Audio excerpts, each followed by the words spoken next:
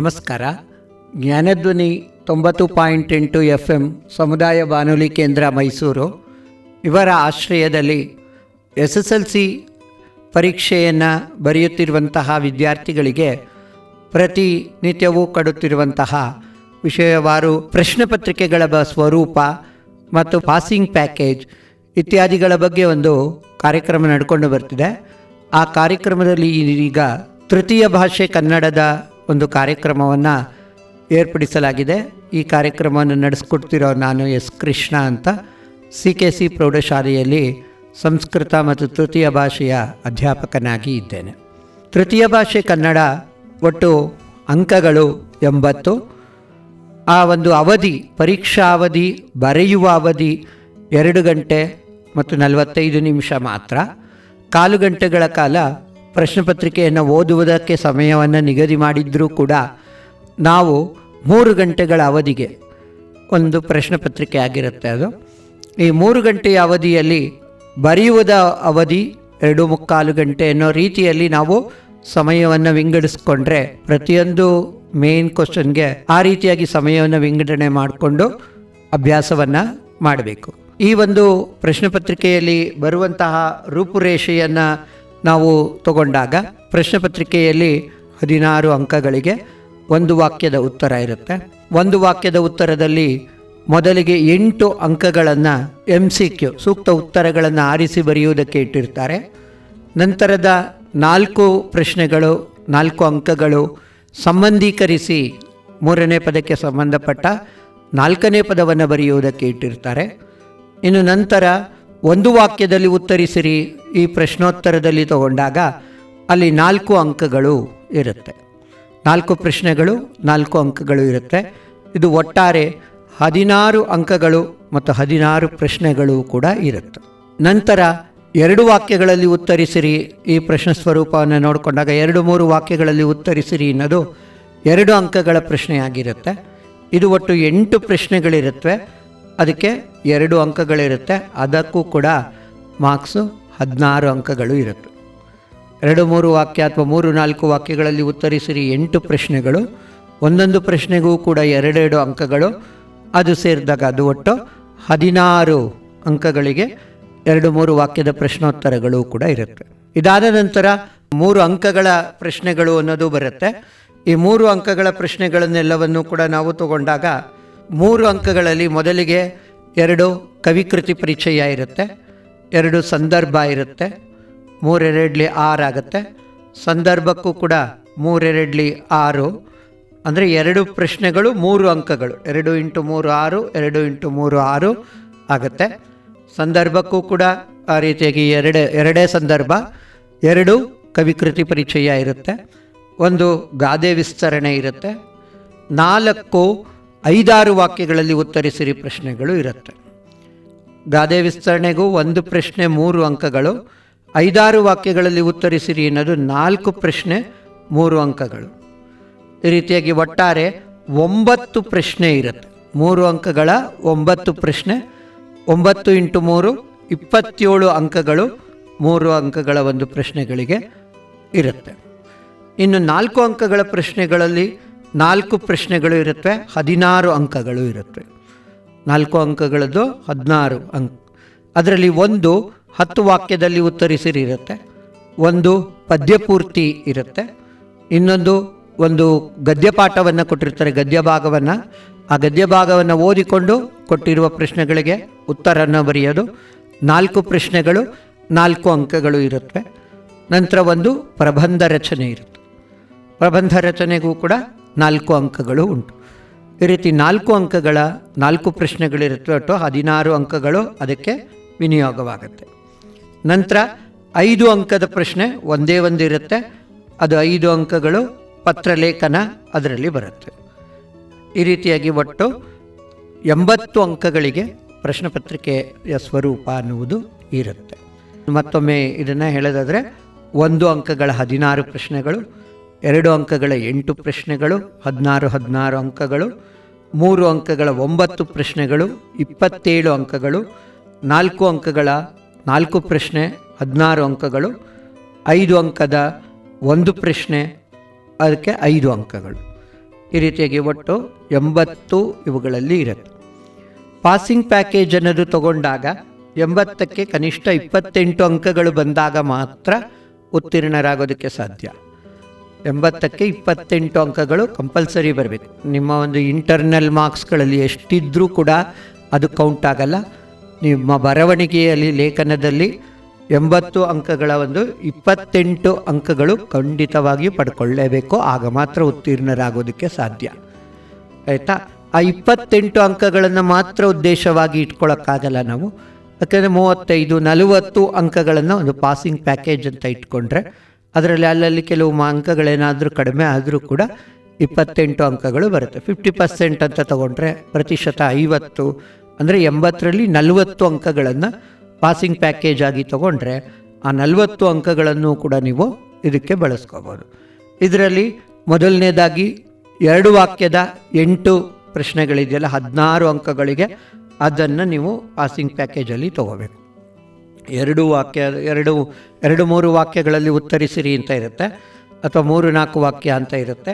ಅದರಲ್ಲಿ ಒಟ್ಟು 8 ಪ್ರಶ್ನೆಗಳು ಇರುತ್ತೆ. ಆ 8 ಪ್ರಶ್ನೆಗಳನ್ನು ಕೂಡ ನೀವು ಇದಕ್ಕೆ ತಗೊಳ್ಬೇಕು. ಯಾವುದಕ್ಕೆ? ಪಾಸಿಂಗ್ ಪ್ಯಾಕೇಜ್ಗೆ ಮುಖ್ಯವಾಗಿ ತಗೊಳ್ಳೋದು. ಯಾಕೆಂದರೆ ಅದು ಸ್ವಂತವಾಗಿಯೂ ಕೂಡ ಬರಿಬೋದು.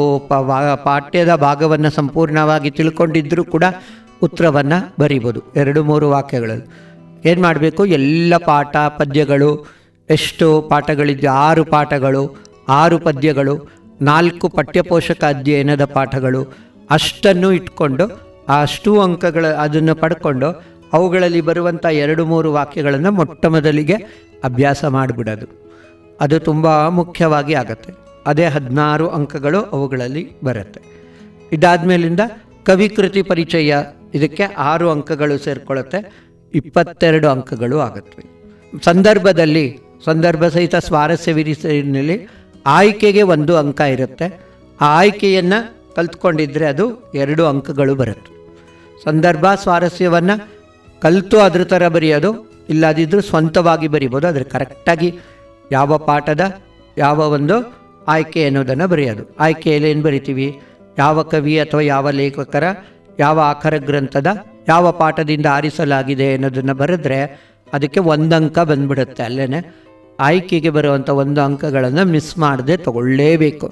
ಸೊ ಅದಕ್ಕೆ ಪ್ರತಿ ಪಾಠ ಪದ್ಯ ಭಾಗದಲ್ಲಿಯೂ ಕೂಡ ಎಷ್ಟು ಪ್ರಶ್ನೆಗಳಿವೆ ನೋಡಿಕೊಂಡು ಆ ಪ್ರಶ್ನೆಗಳಿಗೆ ಪೂರಕವಾಗಿ ಯಾವ ಪಾಠದ್ದು ಯಾವ ವಾಕ್ಯ ಅಂತ ತಿಳ್ಕೊಂಡಾಗ ಅವುಗಳನ್ನು ಆಯ್ಕೆ 2 ಮಾರ್ಕ್ಸು ಕಂಪಲ್ಸರಿ ಬಂದೇ ಬರುತ್ತೆ.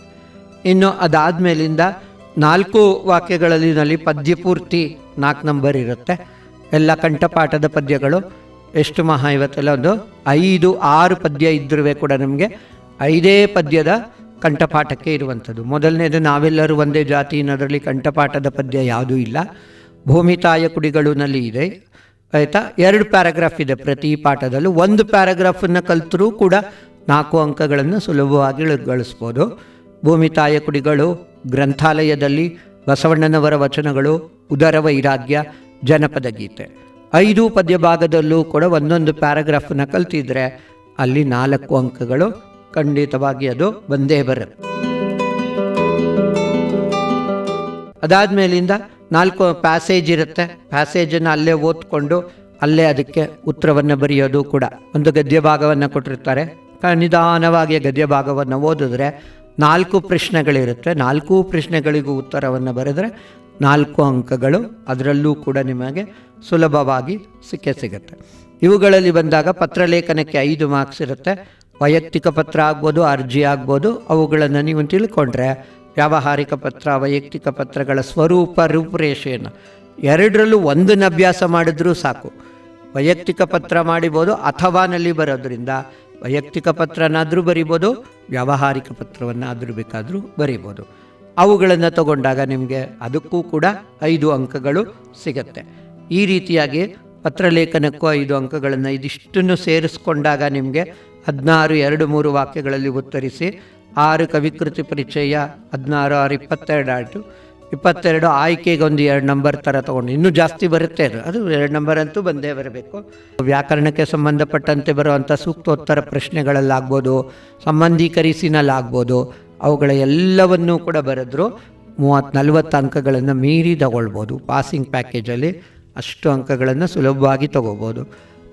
ಸಂದರ್ಭ ಸ್ವಾರಸ್ಯವನ್ನು ಕರೆಕ್ಟಾಗಿ ಬರೆದ್ರೂ ಕೂಡ ಏನು ಕಷ್ಟ ಆ ಭಾಗದಲ್ಲಿ ಅಂತಂದರೆ, ಇಡೀ 6 ಪಾಠಗಳ ಒಂದು ಸಂದರ್ಭನ ತಗೊಂಡಾಗ ಒಂದೊಂದು ಪಾಠದಲ್ಲೂ ಒಂದೊಂದು ಗದ್ಯ ಭಾಗದಲ್ಲೂ 4 ಸಂದರ್ಭ ಇದೆ, 24 ಸಂದರ್ಭಗಳಿವೆ. ಅದೇ ರೀತಿಯಲ್ಲಿ ಪದ್ಯ ಭಾಗದಲ್ಲಿ 21 ಸಂದರ್ಭಗಳಿವೆ.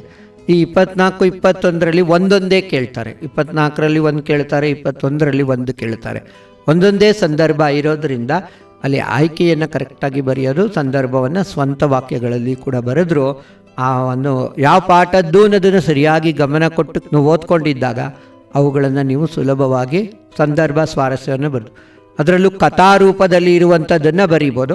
ಬೇರೆದು ಇವಾಗ ಕೆಲವು ವಿವರಣಾತ್ಮಕವಾದ ಪಾಠಗಳಲ್ಲಿ ಬಂದಾಗ, ಡಿಸ್ಕ್ರಿಪ್ಟಿವ್ ಆಗಿರುವಂಥ ಪಾಠಗಳಲ್ಲಿ ಬಂದಾಗ, ಶಿಶುನಾಳ ಶರೀಫ ಸಾಹೇಬರು, ದೇಶ ರಕ್ಷಣೆ ಅಂಥ ಪಾಠಗಳಲ್ಲಿ ಕಥೆ ಅನ್ನೋದು ಕಡಿಮೆ ಇರೋದ್ರಿಂದ ಅವುಗಳಲ್ಲಿ ನೀವು ಅದನ್ನು ಯಾವುದು ಅಂತ ಮೊದಲೇ ಗುರುತಿಸ್ಕೊಂಬಿಟ್ಟು ಆಯ್ಕೆಯನ್ನು ಬರೆದು ಸಂದರ್ಭವನ್ನು ಬರೆದ್ರೆ ವಾಕ್ಯದ ಅರ್ಥ ಏನು ಅಂತ ಗೊತ್ತಾಗುತ್ತೆ ನಿಮಗೆ. ಏನದನ್ನು ಬರೆದ್ರೂ ಕೂಡ ಸ್ವಾರಸ್ಯ ರೂಪದಲ್ಲಿ ಬರಿಬೋದು.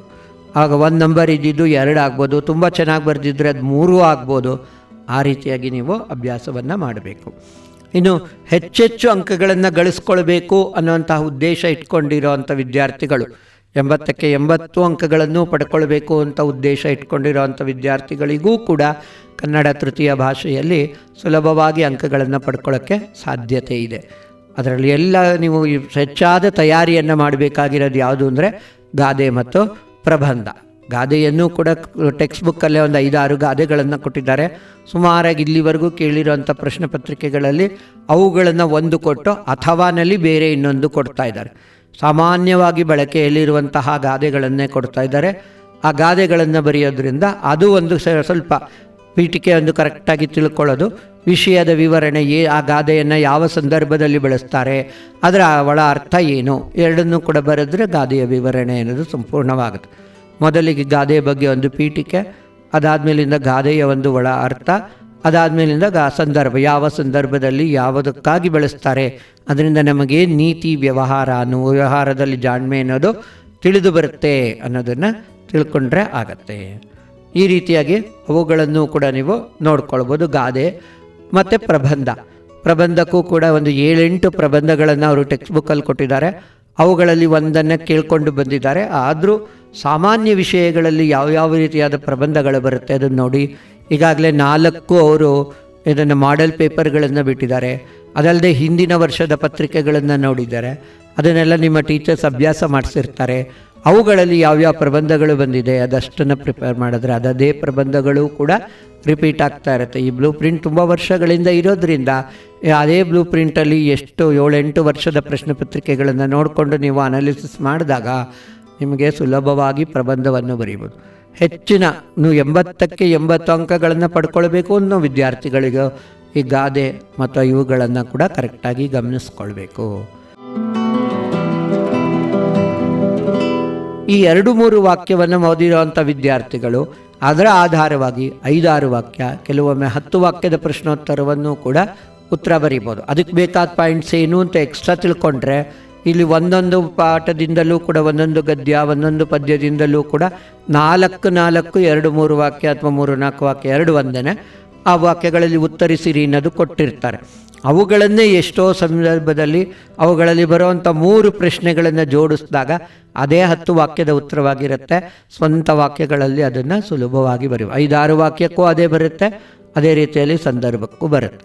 ಉದಾಹರಣೆಗೆ ಲಾಕಪ್ಪಿನಲ್ಲಿ ಒಂದು ರಾತ್ರಿ ಅನ್ನೋ ಪಾಠದಲ್ಲಿ ತಗೊಂಡಾಗ ಆ ಲಾಕಪ್ಪಿನಲ್ಲಿ ಒಂದು ರಾತ್ರಿ ಘಟನೆ ಏನು, ಅವರು ದಾರಿ ತಪ್ಪಿಸ್ಕೊಂಡಿದ್ದು, ಟ್ರಾಫಿಕ್ ಪೊಲೀಸನ ಆಶ್ರಯವನ್ನು ಪಡೆದಿದ್ದು, ಅವನು ಯಾವ ರೀತಿಯಾಗಿ ಅವರನ್ನು ಉಪಚರಿಸಿ ಯಾವ ರೀತಿಯಾಗಿ ಅವರನ್ನು ನೋಡಿಕೊಂಡ, ಈ ರೀತಿ ಗೊರೂರು ರಾಮಸ್ವಾಮಿ ಅಯ್ಯಂಗಾರರು ಎದುರಿಸಿದಂಥ ಸಮಸ್ಯೆಗಳು ಮತ್ತು ಅದರ ಪರಿಹಾರ ಇಷ್ಟನ್ನು ತಿಳ್ಕೊಂಡ್ರೆ ಅದನ್ನು ಸ್ವಂತ 2-3 ವಾಕ್ಯದಲ್ಲೂ ಬರಿಬೋದು, 5-6 ವಾಕ್ಯದಲ್ಲೂ ಬರಿಬೋದು, 10 ವಾಕ್ಯದಲ್ಲೂ ಬರಿಬೋದು. 10 ವಾಕ್ಯದ ಪ್ರಶ್ನೆಗಳಿಗೆ ಯಾವಾಗಲೂ ಗದ್ಯವನ್ನೇ ಕೊಡ್ತಾರೆ. ಗದ್ಯವನ್ನು ಕೊಡೋದ್ರಿಂದ ಗದ್ಯದಲ್ಲಿ ಬಂದಿರೋ ಅಂಥ ವಿಚಾರಗಳನ್ನು ಯಾವುದ್ಯಾವುದಿದೆ ಅವನ್ನು ನೋಡ್ಕೊಳ್ಳೋದು. ಉದಾಹರಣೆಗೆ ಇದರಲ್ಲಿ ಲಾಕಪ್ಪಿನಲ್ಲಿ ಒಂದು ರಾತ್ರಿನಲ್ಲಿ ಸಂಪೂರ್ಣವಾಗಿ ಆ ಒಂದೇ ಕಥಾಭಾಗ ಬರುತ್ತೆ. ಕೊಡಗಿನ ಗೌರಮ್ಮನಲ್ಲಿ 2 ಭಾಗ ಇದೆ. ಕೊಡಗಿನ ಗೌರಮ್ಮನವರು ಮಹಿಳಾ ಕವಿಯತ್ರಿಯರ ದ್ಯೋತಕವಾಗಿದ್ದರು ಅಂತ, ಮಹಿಳೆಯ ದ್ಯೋತಕರಾಗಿದ್ದರು ಅನ್ನೋದನ್ನು ಹೇಗೆ, ಅವ್ರ ಏನು ರಚನೆ, ಅವರ ಕಥೆಗಳಲ್ಲಿ ಯಾವುದು ಪ್ರಮುಖವಾದ ಅಂಶಗಳು, ಅವರಿಗೆ ಪೂರಕವಾದ ಶಕ್ತಿಗಳು ಯಾವುದು, ಪ್ರೇರಕವಾದ ವಿಚಾರಗಳು ಯಾವುದು, ಇದೆಲ್ಲನೂ ಸೇರಿಸ್ಕೊಂಡು ಒಂದು ಆನ್ಸರನ್ನು ಪ್ರಿಪೇರ್ ಮಾಡಿರೋದು. ಇನ್ನೊಂದು, ಗಾಂಧೀಜಿಯವರು ಕೊಡಗಿಗೆ ಭೇಟಿ ಕೊಟ್ಟಂತಹ ಸಂದರ್ಭದಲ್ಲಿ ಗೌರಮ್ಮನವರ ಹತ್ತಿರ ನಡೆದಂತಹ ಒಂದು ಘಟನೆಗಳು. ಗೌರಮ್ಮನವರು ಅವ್ರನ್ನ ಭೇಟಿ ಮಾಡಿದ್ದು, ಅವರಿಗಾಗಿ ತಮ್ಮ ಹತ್ರ ಇರುವಂಥ ಒಡವೆಗಳನ್ನೆಲ್ಲವನ್ನು ಅರ್ಪಿಸಿದ್ದು, ಹರಿಜನೋದ್ಧಾರ ನಿಧಿ ಮತ್ತು ಸ್ವಾತಂತ್ರ್ಯ ನಿಧಿಗಾಗಿ ಸಮರ್ಪಿಸಿದ್ದು, ಈ ಪಾಯಿಂಟ್ಸನ್ನೆಲ್ಲ ತಿಳ್ಕೊಂಡ್ರೆ ಆ ಪಾಠವನ್ನು ನೀವು ಹೆಂಗೆ ಅಭ್ಯಾಸ ಮಾಡ್ತೀರ. ಟೆಕ್ಸ್ಟ್ ಬುಕ್ ಓದಿದ್ರಂತವೇ ಎಲ್ಲ ಎಷ್ಟು ಚಿಕ್ಕ ಚಿಕ್ಕ ಪಾಠಗಳು. ಥರ್ಡ್ ಲ್ಯಾಂಗ್ವೇಜ್ ಕನ್ನಡದಲ್ಲಿ ಪಾಠಗಳೇನು ತುಂಬ 5, 6, 8 ಪೇಜ್ಗಳನ್ನು ಕೊಟ್ಟಿಲ್ಲ, ಎಲ್ಲ 2, 2.5, 3 ಪೇಜಲ್ಲಿದೆ. ದೊಡ್ಡದು ಅಂದರೆ ಧ್ವಜರಕ್ಷಣೆ ಒಂದೇ, ಮತ್ತು ಕರ್ನಾಟಕ ವೀರವನಿತೆಯರು ಸ್ವಲ್ಪ ಜಾಸ್ತಿ ಇದೆ, ಬಟ್ ಅದು ಭಾಗ ಕಥಾರೂಪದಲ್ಲಿರೋದ್ರಿಂದ ಕಷ್ಟ ಇಲ್ಲ. ಧ್ವಜರಕ್ಷಣೆ ಪಾಠ ಮಾತ್ರ ಸ್ವಲ್ಪ ದೊಡ್ಡದು. ಅದು ಬಿಟ್ಟರೆ ಮಿಕ್ಕ ಪಾಠಗಳೆಲ್ಲವೂ ಕೂಡ 2 ಪೇಜಲ್ಲಿ ಮುಗ್ದೋಗುವಂಥ ಪಾಠಗಳಾಗಿವೆ. ಅಷ್ಟು ಸುಲಭವಾದ ಪಾಠಗಳನ್ನು ಓದಿದಾಗ ಅವುಗಳನ್ನು ಸುಲಭವಾಗಿ ಅರ್ಥ ಮಾಡ್ಕೊಳ್ತಾ ಹೋಗ್ಬೋದು. ಗದ್ಯ ಭಾಗದಿಂದ ಮಾತ್ರ 10 ವಾಕ್ಯದ ಉತ್ತರವನ್ನು ಕೇಳ್ತಾರೆ. ಈಗಾಗಲೇ ಹೇಳಿದಾಗೆ ಅದರಲ್ಲಿ ಲಾಕಪ್ಪಿನಲ್ಲಿ 1 ರಾತ್ರಿ ಆಯಿತು, ಕೊಡಗಿನ ಗೌರಮ್ಮನಲ್ಲಿ 2 ಪ್ರಶ್ನೆಗಳಾಯಿತು. ಗದ್ಯ ಭಾಗದಲ್ಲಿ 3ನೇದು ಶಿಶುನಾಳ ಶರೀಫ ಸಾಹೇಬರು. ಶಿಶುನಾಳ ಶರೀಫರ ಮತ್ತು ಗೋವಿಂದ ಭಟ್ಟರ ಸಂಬಂಧ, ಅನ್ಯೋನ್ಯತೆಯನ್ನು ಕುರಿತಂತೆ ಒಂದು ಪ್ರಶ್ನೆ ಬರ್ಬೋದು. ಅದೇ ಇಲ್ಲಾಂದರೆ ಶಿಶುನಾಳ ಶರೀಫ ಸಾಹೇಬರ ರಚನೆಗಳು ಹೇಗೆ, ಯಾವ ರೀತಿಯಾಗಿ ತತ್ವವನ್ನು, ಜನರ ಮೇಲೆ ಯಾವ ರೀತಿಯಾದ ಪ್ರಭಾವವನ್ನು ಬೀರಿದೆ ಅನ್ನೋದ್ರ ಬಗ್ಗೆ ಬರೆಯೋದು. ಇದು ಒಂದಾಯಿತು. ಇವೆರಡೂ ಪ್ರಶ್ನೆಗಳು ಕೂಡ ಶಿಶುನಾಳ ಶರೀಫ ಸಾಹೇಬರಲ್ಲಿ ಬರುತ್ತೆ.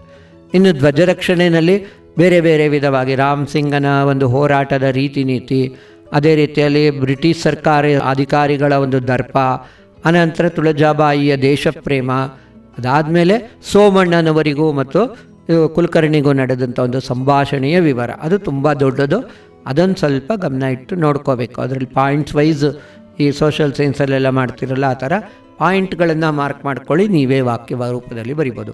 ಸೋಮಣ್ಣನವರು ಕುಲಕರ್ಣಿಗೆ ಏನೇನು ಹೇಳಿದ್ರು, ಯಾಕೆ ಯುವಕರನ್ನು ಸಾಯಿಸಬಾರ್ದು ಅಂತ ಹೇಳಿದ್ರು, ಅದೆಲ್ಲ ಅಂಶಗಳನ್ನು ನೀವು ಒಂದು ಪಾಯಿಂಟ್ಸ್ ವೈಸ್ ಥರ ಬರ್ಕೊಂಡು ಹೋಗ್ತಾ ಇದ್ದರೆ ಅವುಗಳನ್ನೇ ಪಾಯಿಂಟ್ಸ್ ಆಗಿ ಅವುಗಳನ್ನು 10 ವಾಕ್ಯದ ಉತ್ತರದಲ್ಲಿ ಬರೆದು ಬಿಡ್ಬೋದು. ಇದು ಧ್ವಜರಕ್ಷಣೆಯಲ್ಲಿ. ಧ್ವಜರಕ್ಷಣೆಯ ನಂತರ ನಿಮಗೆ ಬಂದಿರೋಂಥ ಮುಂದಿನ ಪಾಠ ಯಾವುದು, ಕರ್ನಾಟಕದ ವೀರವನಿತೆಯರು. 4 ಪಾಠ ಆಯಿತು ಧ್ವಜರಕ್ಷಣೆಗೆ. 5ನೇ ಪಾಠ ಕರ್ನಾಟಕದ ವೀರವನಿತೆಯರು. ಇಲ್ಲಿ 4 ಜನ ರಾಣಿಯರು ಇದ್ದಾರೆ. 4 ಜನ ರಾಣಿಯರನ್ನು ಒಂದು ಹೆಡ್ಡಿಂಗ್ ಹಾಕ್ಕೊಳ್ಳಿ. ಅವರ ಜೀವನದ ಘಟನೆಗಳನ್ನು ಕುರಿತಂತೆ ಪಾಯಿಂಟ್ಸನ್ನು ಬರೀರಿ. 10 ವಾಕ್ಯದ ಉತ್ತರಕ್ಕೂ ಆಗುತ್ತೆ, ಇದು ಆಗುತ್ತೆ. ಮೊದಲಿಗೆ ಉಲ್ಲಾಳದ ರಾಣಿ ಅಬ್ಬಕ್ಕ ದೇವಿ. ಅಬ್ಬಕ್ಕ ದೇವಿಯ ಬಗ್ಗೆ ಬರೆಯುವಾಗ ಏನು ಕೊಟ್ಟಿದ್ದಾರೆ, 3 ಪಾಯಿಂಟ್ಸ್ ಇದೆ. ಒಂದು, ಅವಳು ಪೋರ್ಚುಗೀಸರಿಗೆ ಯಾವುದೇ ವಿಧವಾದ ಕರವನ್ನು ಕೊಡುವುದಕ್ಕೆ ಒಪ್ಪಿಕೊಳ್ಳಲಿಲ್ಲ, ತೆರಿಗೆಯನ್ನು ಕೊಡೋದಕ್ಕೆ ಒಪ್ಪಿಕೊಳ್ಳಲಿಲ್ಲ, ಯಾಕೆ. 2ನೇದು, ಪೋರ್ಚುಗೀಸರು ದೊಡ್ಡ ಹಡಗಿನಲ್ಲಿ ಬಂದಾಗ ಅವಳನ್ನು ಎದುರಿಸಿದ್ದು. 3ನೇದಾಗಿ, ಜಿನೆವಾದ ಇಟಲಿಯ ಪ್ರವಾಸಿ ಪಿತ್ರೋ ಅವಳನ್ನು ಹೊಗಳಿರೋದು. 3 ಅಂಶ, 3 ಪಾಯಿಂಟ್ಸ್ ತಿಳ್ಕೊಂಡ್ರೆ 3-4 ವಾಕ್ಯನಾಗಲಿ 5-6 ವಾಕ್ಯ 10 ವಾಕ್ಯದಲ್ಲೂ ಕೂಡ ಇಷ್ಟನ್ನು ಇಟ್ಕೊಂಡು ಬರಿ. ಏನು ಕ್ವಶನ್ ಕೇಳಿದ್ದಾರೆ, ಏನು ಕೇಳ್ತಾರೆ, ಮೊದಲು ಏತಕ್ಕಾಗಿ ಪೋರ್ಚುಗೀಸರಿಗೆ ತೆರಿಗೆಯನ್ನು ಕಟ್ಟಲಿಲ್ಲ ಅಂತ ಕೇಳಿದ್ರೆ ಅದು ಫಸ್ಟ್ ಪಾಯಿಂಟ್ ಆಯಿತು. ಪೋರ್ಚುಗೀಸರನ್ನು ಹೇಗೆ ಸೋಲಿಸಿ ಸಪ್ತ ಸಮುದ್ರದಾಚೆ ವಿಖ್ಯಾತಳಾದಳು ಅಬ್ಬಕ್ಕದೇವಿ ಅಂತ ಕೇಳಿದ್ರೆ ಆ ಯುದ್ಧದ ಬಗ್ಗೆ ಬರೆಯೋದು. ಜಿನೋವಾದ ಪ್ರವಾಸಿ ಪಿತ್ರೋ ಅಬ್ಬಕ್ಕದೇವಿಯನ್ನು ಕುರಿತಂತೆ ಏನು ಹೇಳಿದ್ದಾನೆ, ಅದು ಒಂದು. 3 ಪಾಯಿಂಟ್ಸು. 1, 4 ಜನ ರಾಣಿಯರ ಕಥೆ ಇದೆ. ಮೊದಲನೆಯ ರಾಣಿ ಉಲ್ಲಾಳದ ರಾಣಿ ಅಬ್ಬಕ್ಕದೇವಿ. 2ನೆಯ ರಾಣಿ ಬೆಳವಡಿಯ ಮಲ್ಲಮ್ಮಾಜಿ. ಬೆಳವಡಿಯ ಮಲ್ಲಮ್ಮಾಜಿಯ ಕಥೆಯನ್ನು ಅದಕ್ಕೂ ಕೂಡ 3 ಭಾಗ ಇದೆ. ಬೆಳವಡಿಯ ಮಲ್ಲಮ್ಮಾಜಿಯ ಬಗ್ಗೆನೂ ಕೂಡ ತಿಳಿಸಿ ಹೇಳೋದರಲ್ಲಿ 3 ಭಾಗಗಳು ಇವೆ. 3 ಭಾಗಗಳಲ್ಲಿ ಯಾವುದು ಅಂತ ಕೇಳಿದೆ. ಮೊದಲನೇ ಭಾಗವಾಗಿ ಬಂದಿರುವಂಥದ್ದು, ಅವಳು ಮರಾಠ ಸೈನಿಕರು 10,000 ಸೈನಿಕರು ಅವರ ಹಸು ದನಾಕರುಗಳನ್ನು ಎತ್ಕೊಂಡು ಹೋದಾಗ ಅದನ್ನು ಅವ್ರ ಮೇಲೆ ಗೆದ್ದು ಸ್ತ್ರೀ ಸೈನಿಕರ ಜೊತೆಯಲ್ಲಿ ಗೆದ್ದು ಬಂದಿದ್ದು ಮೊದಲನೇ ಭಾಗ. 2ನೇದು, ಅವಳು ಆ ಕಡೆಗೆ ಹೋಗಿದ್ದಾಗ ಈ ಕಡೆ ಈಶಪ್ರಭುಗಳು ಗಾಯಗೊಂಡು ಸಾಯುವ ಸ್ಥಿತಿಗೆ ಬಂದಿದ್ದು, ಅವರು ಬೆಳವಡಿಯ ಮಲ್ಲಮ್ಮಾಜಿಯ ಹತ್ತಿರ ವಚನವನ್ನು ಮಾತು ತಗೊಂಡಿದ್ದು, ಅದೊಂದು ಪಾಯಿಂಟ್ ಆಯಿತು.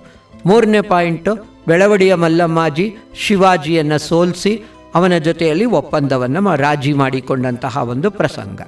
3 ಪ್ರಸಂಗಗಳು ಇವೆ. 3 ಕಥಾರೂಪದಲ್ಲಿ ತಿಳ್ಕೊಳ್ಳಿ. ಅದನ್ನು ನೀವು ನಿಮ್ಮ ವಾಕ್ಯ ರೂಪಗಳಲ್ಲಿ ಬರೆಯಿರಿ. ಒಂದೊಂದು ಕನ್ನಡ ಸ್ವಲ್ಪ ನೀವು ಯಾತಕ್ಕೆ ಹೆಚ್ಚೆಚ್ಚು ಟೆಕ್ಸ್ಟ್ ಬುಕ್ಕನ್ನೇ ಪ್ರಿಫರ್ ಮಾಡಬೇಕು ಅಂದರೆ, ನಿಮ್ಮ ಭಾಷಾ ಶೈಲಿ ಮತ್ತು ಭಾಷೆಯಲ್ಲಿ ಯಾವುದೇ ವಿಧವಾದ ತಪ್ಪಾಗದೇ ಇರೋದು ಮತ್ತು ಅಕ್ಷರ ದೋಷಗಳಾಗದೇ ಇರೋದು ಅವುಗಳೆಲ್ಲ ಮಾಡ್ಕೊಳ್ಳೋಕ್ಕೋಸ್ಕರ ಟೆಕ್ಸ್ಟ್ ಬುಕ್ಕನ್ನೇ ಹೆಚ್ಚಾಗಿ ಓದ್ತಾ ಹೋದರೂ ಕೂಡ ನಿಮಗೆ ಈ ಪಾಯಿಂಟ್ಸ್ ವೈಸ್ ತೊಗೊಂಡ್ರೆ ಬಂದ್ಬಿಡುತ್ತೆ. ನೋಟ್ಸ್ಗಿಂತನೂ ಕೂಡ ಸುಲಭವಾಗಿ ನಾವು ಪಾಯಿಂಟ್ ಇಟ್ಕೊಂಡು ಕೂಡ ಬರಿಬೋದು. ಮೂರನೇದಾಗಿ ಬಂದಿರೋವಂಥದ್ದು ಕೆಳದಿಯ ರಾಣಿ ಚೆನ್ನಮ್ಮ.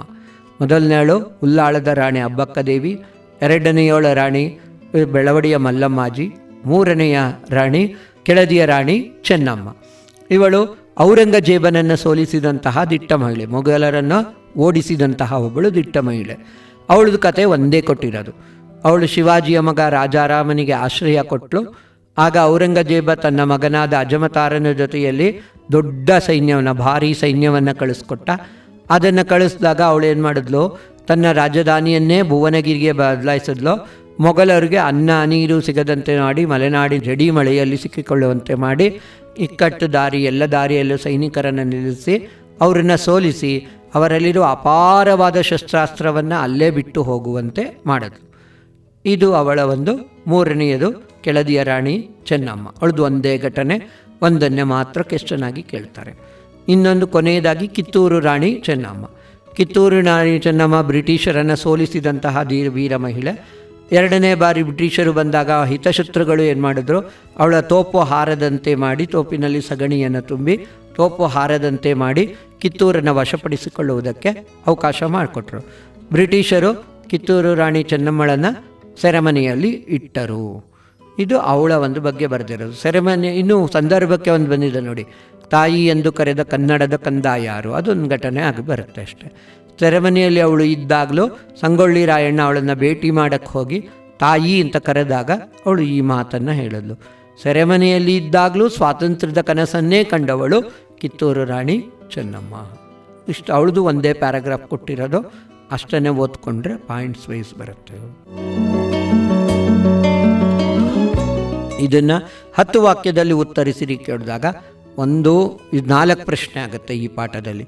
ಅಬ್ಬಕ್ಕದೇವಿಯ ಬಗ್ಗೆ, ಬೆಳವಡಿಯ ಮಲ್ಲಮ್ಮಾಜಿಯ ಬಗ್ಗೆ, ಕೆಳದಿಯ ರಾಣಿ ಚೆನ್ನಮ್ಮನ ಬಗ್ಗೆ, ಕಿತ್ತೂರು ರಾಣಿ ಚೆನ್ನಮ್ಮನ ಬಗ್ಗೆ.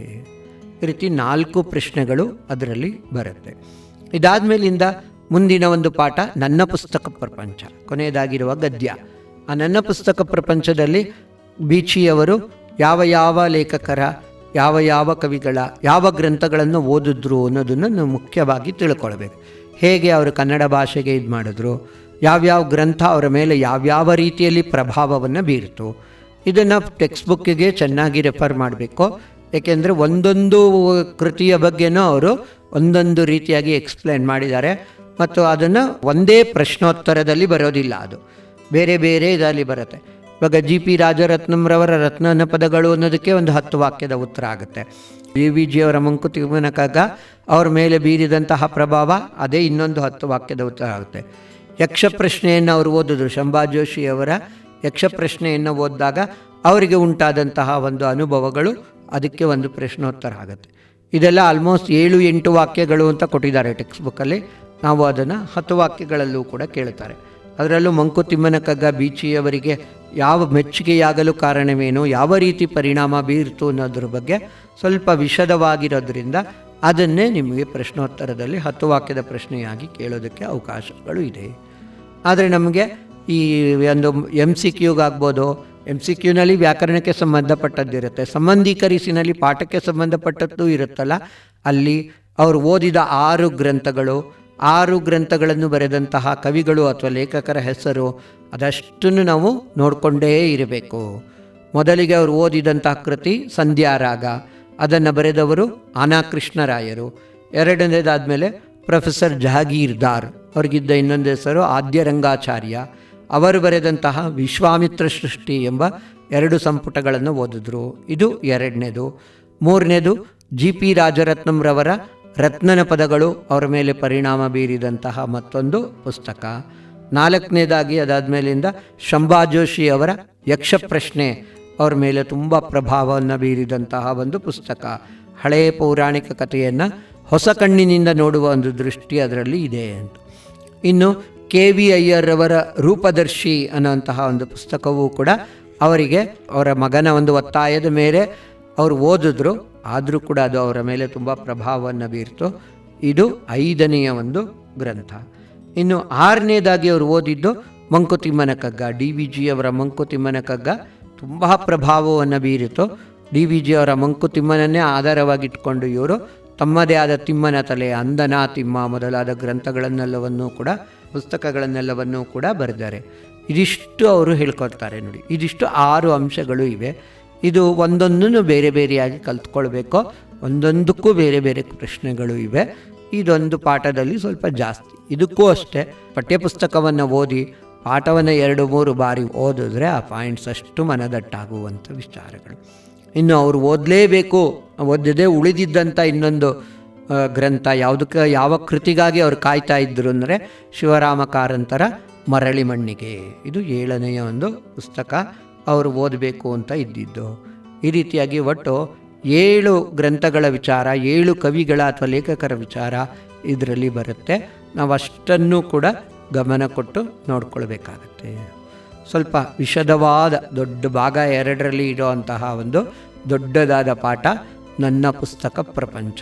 ರಾಯಸಂ ಭೀಮಸೇನ ರಾವ್ ಅಂದರೆ ಬೀಚಿ ಅವರ ಕಾವ್ಯನಾಮದಿಂದ ಪ್ರಸಿದ್ಧರಾದ ಅವರು ಬರೆದಿರುವಂತಹ ಒಂದು ಅನುಭವ, ಅವರದೇ ಬಯೋಗ್ರಫಿ, ಅದರಿಂದ ಆರಿಸಿಕೊಂಡಂತಹ ಒಂದು ಇದನ್ನು ನೀವು ಮೊದಲಿಗೆ ಯಾವಾಗಲೂ ಅಷ್ಟೇ ಪ್ರಶ್ನೆಗಳನ್ನು ಕಲಿಬೇಕಾದ್ರೆ 1 ವಾಕ್ಯಕ್ಕೆ ಕೂತ್ಕೋಬೇಡಿ, 2 ವಾಕ್ಯ ನೋಡಬೇಕು. ಹಿಂದಿನಿಂದ ಬನ್ನಿ. 5 ವಾಕ್ಯ 4 ವಾಕ್ಯಗಳನ್ನೆಲ್ಲವನ್ನೂ ಕೂಡ ಓದಿ. ಹೆಚ್ಚು ಅಂಕಗಳನ್ನು ಪಡಿಬೇಕು ವಿದ್ಯಾರ್ಥಿಗಳು ಅಂತ ಯಾರು ಮನದಟ್ಟು ಮಾಡ್ಕೊಂಡಿದ್ದೀರ ಅವರು ಮೊದಲಿಗೆ 5 ವಾಕ್ಯದಲ್ಲಿ ಪತ್ರಲೇಖನವನ್ನು ತಗೊಳ್ಳಿ. ಆ ಪತ್ರಲೇಖನದಲ್ಲಿ ವ್ಯಾವಹಾರಿಕ ಪತ್ರ ಮತ್ತು ವೈಯಕ್ತಿಕ ಪತ್ರ ಎರಡನ್ನೂ ಕೂಡ 2ರ ಒಂದು ಫಾರ್ಮೇಟನ್ನು ಸರಿಯಾಗಿ ಗಮನ ಇಟ್ಟು ನೋಡ್ಕೊಳ್ಳಿ. ಹೇಗೆ ಬರೀಬೇಕು, ಯಾವುದು ಯಾವ ರೂಪದಲ್ಲಿ ಬರುತ್ತೆ, ಟೆಕ್ಸ್ಟ್ ಬುಕ್ಕಲ್ಲೇ ಅದನ್ನೂ ಕೂಡ ಕೊಟ್ಟಿದ್ದಾರೆ. ಅದನ್ನಿಟ್ಕೊಂಡು ಆ ರೂಪರೇಷೆಯನ್ನು ನೋಡ್ಕೊಳ್ಳಿ. ಯಾರಿಂದ ಇವರಿಂದ ಇವರಿಗೆ ದಿನಾಂಕ, ಸ್ಥಳ, ಸಂಬೋಧನೆ, ಮುಕ್ತಾಯ ಈ ಅಂಶಗಳಷ್ಟು ಕರೆಕ್ಟಾಗಿ ಬರೋ ಹಾಗೆ ಒಂದು ಫ್ರೇಮ್ ಮಾಡಿಕೊಂಡು ವಿವರಣೆಯನ್ನು ನೀವೇ ಕೊಡ್ತಾ ಹೋಗ್ಬೋದು. ಇಲ್ಲಿಂದ ಹೋಗಿ ಪತ್ರಲೇಖನದಿಂದ ಪ್ರಾರಂಭ ಮಾಡ್ಕೊಳ್ಳಿ. ಪತ್ರಲೇಖನ ಆದಮೇಲೆ ಆಗಲೇ ಹೇಳ್ದಂಗೆ ಪ್ರಬಂಧಗಳನ್ನು ತಯಾರು ಮಾಡ್ಕೊಳ್ಳಿ. ಪ್ರಬಂಧಕ್ಕೆ 4 ಅಂಕಗಳು ಇರುತ್ತೆ.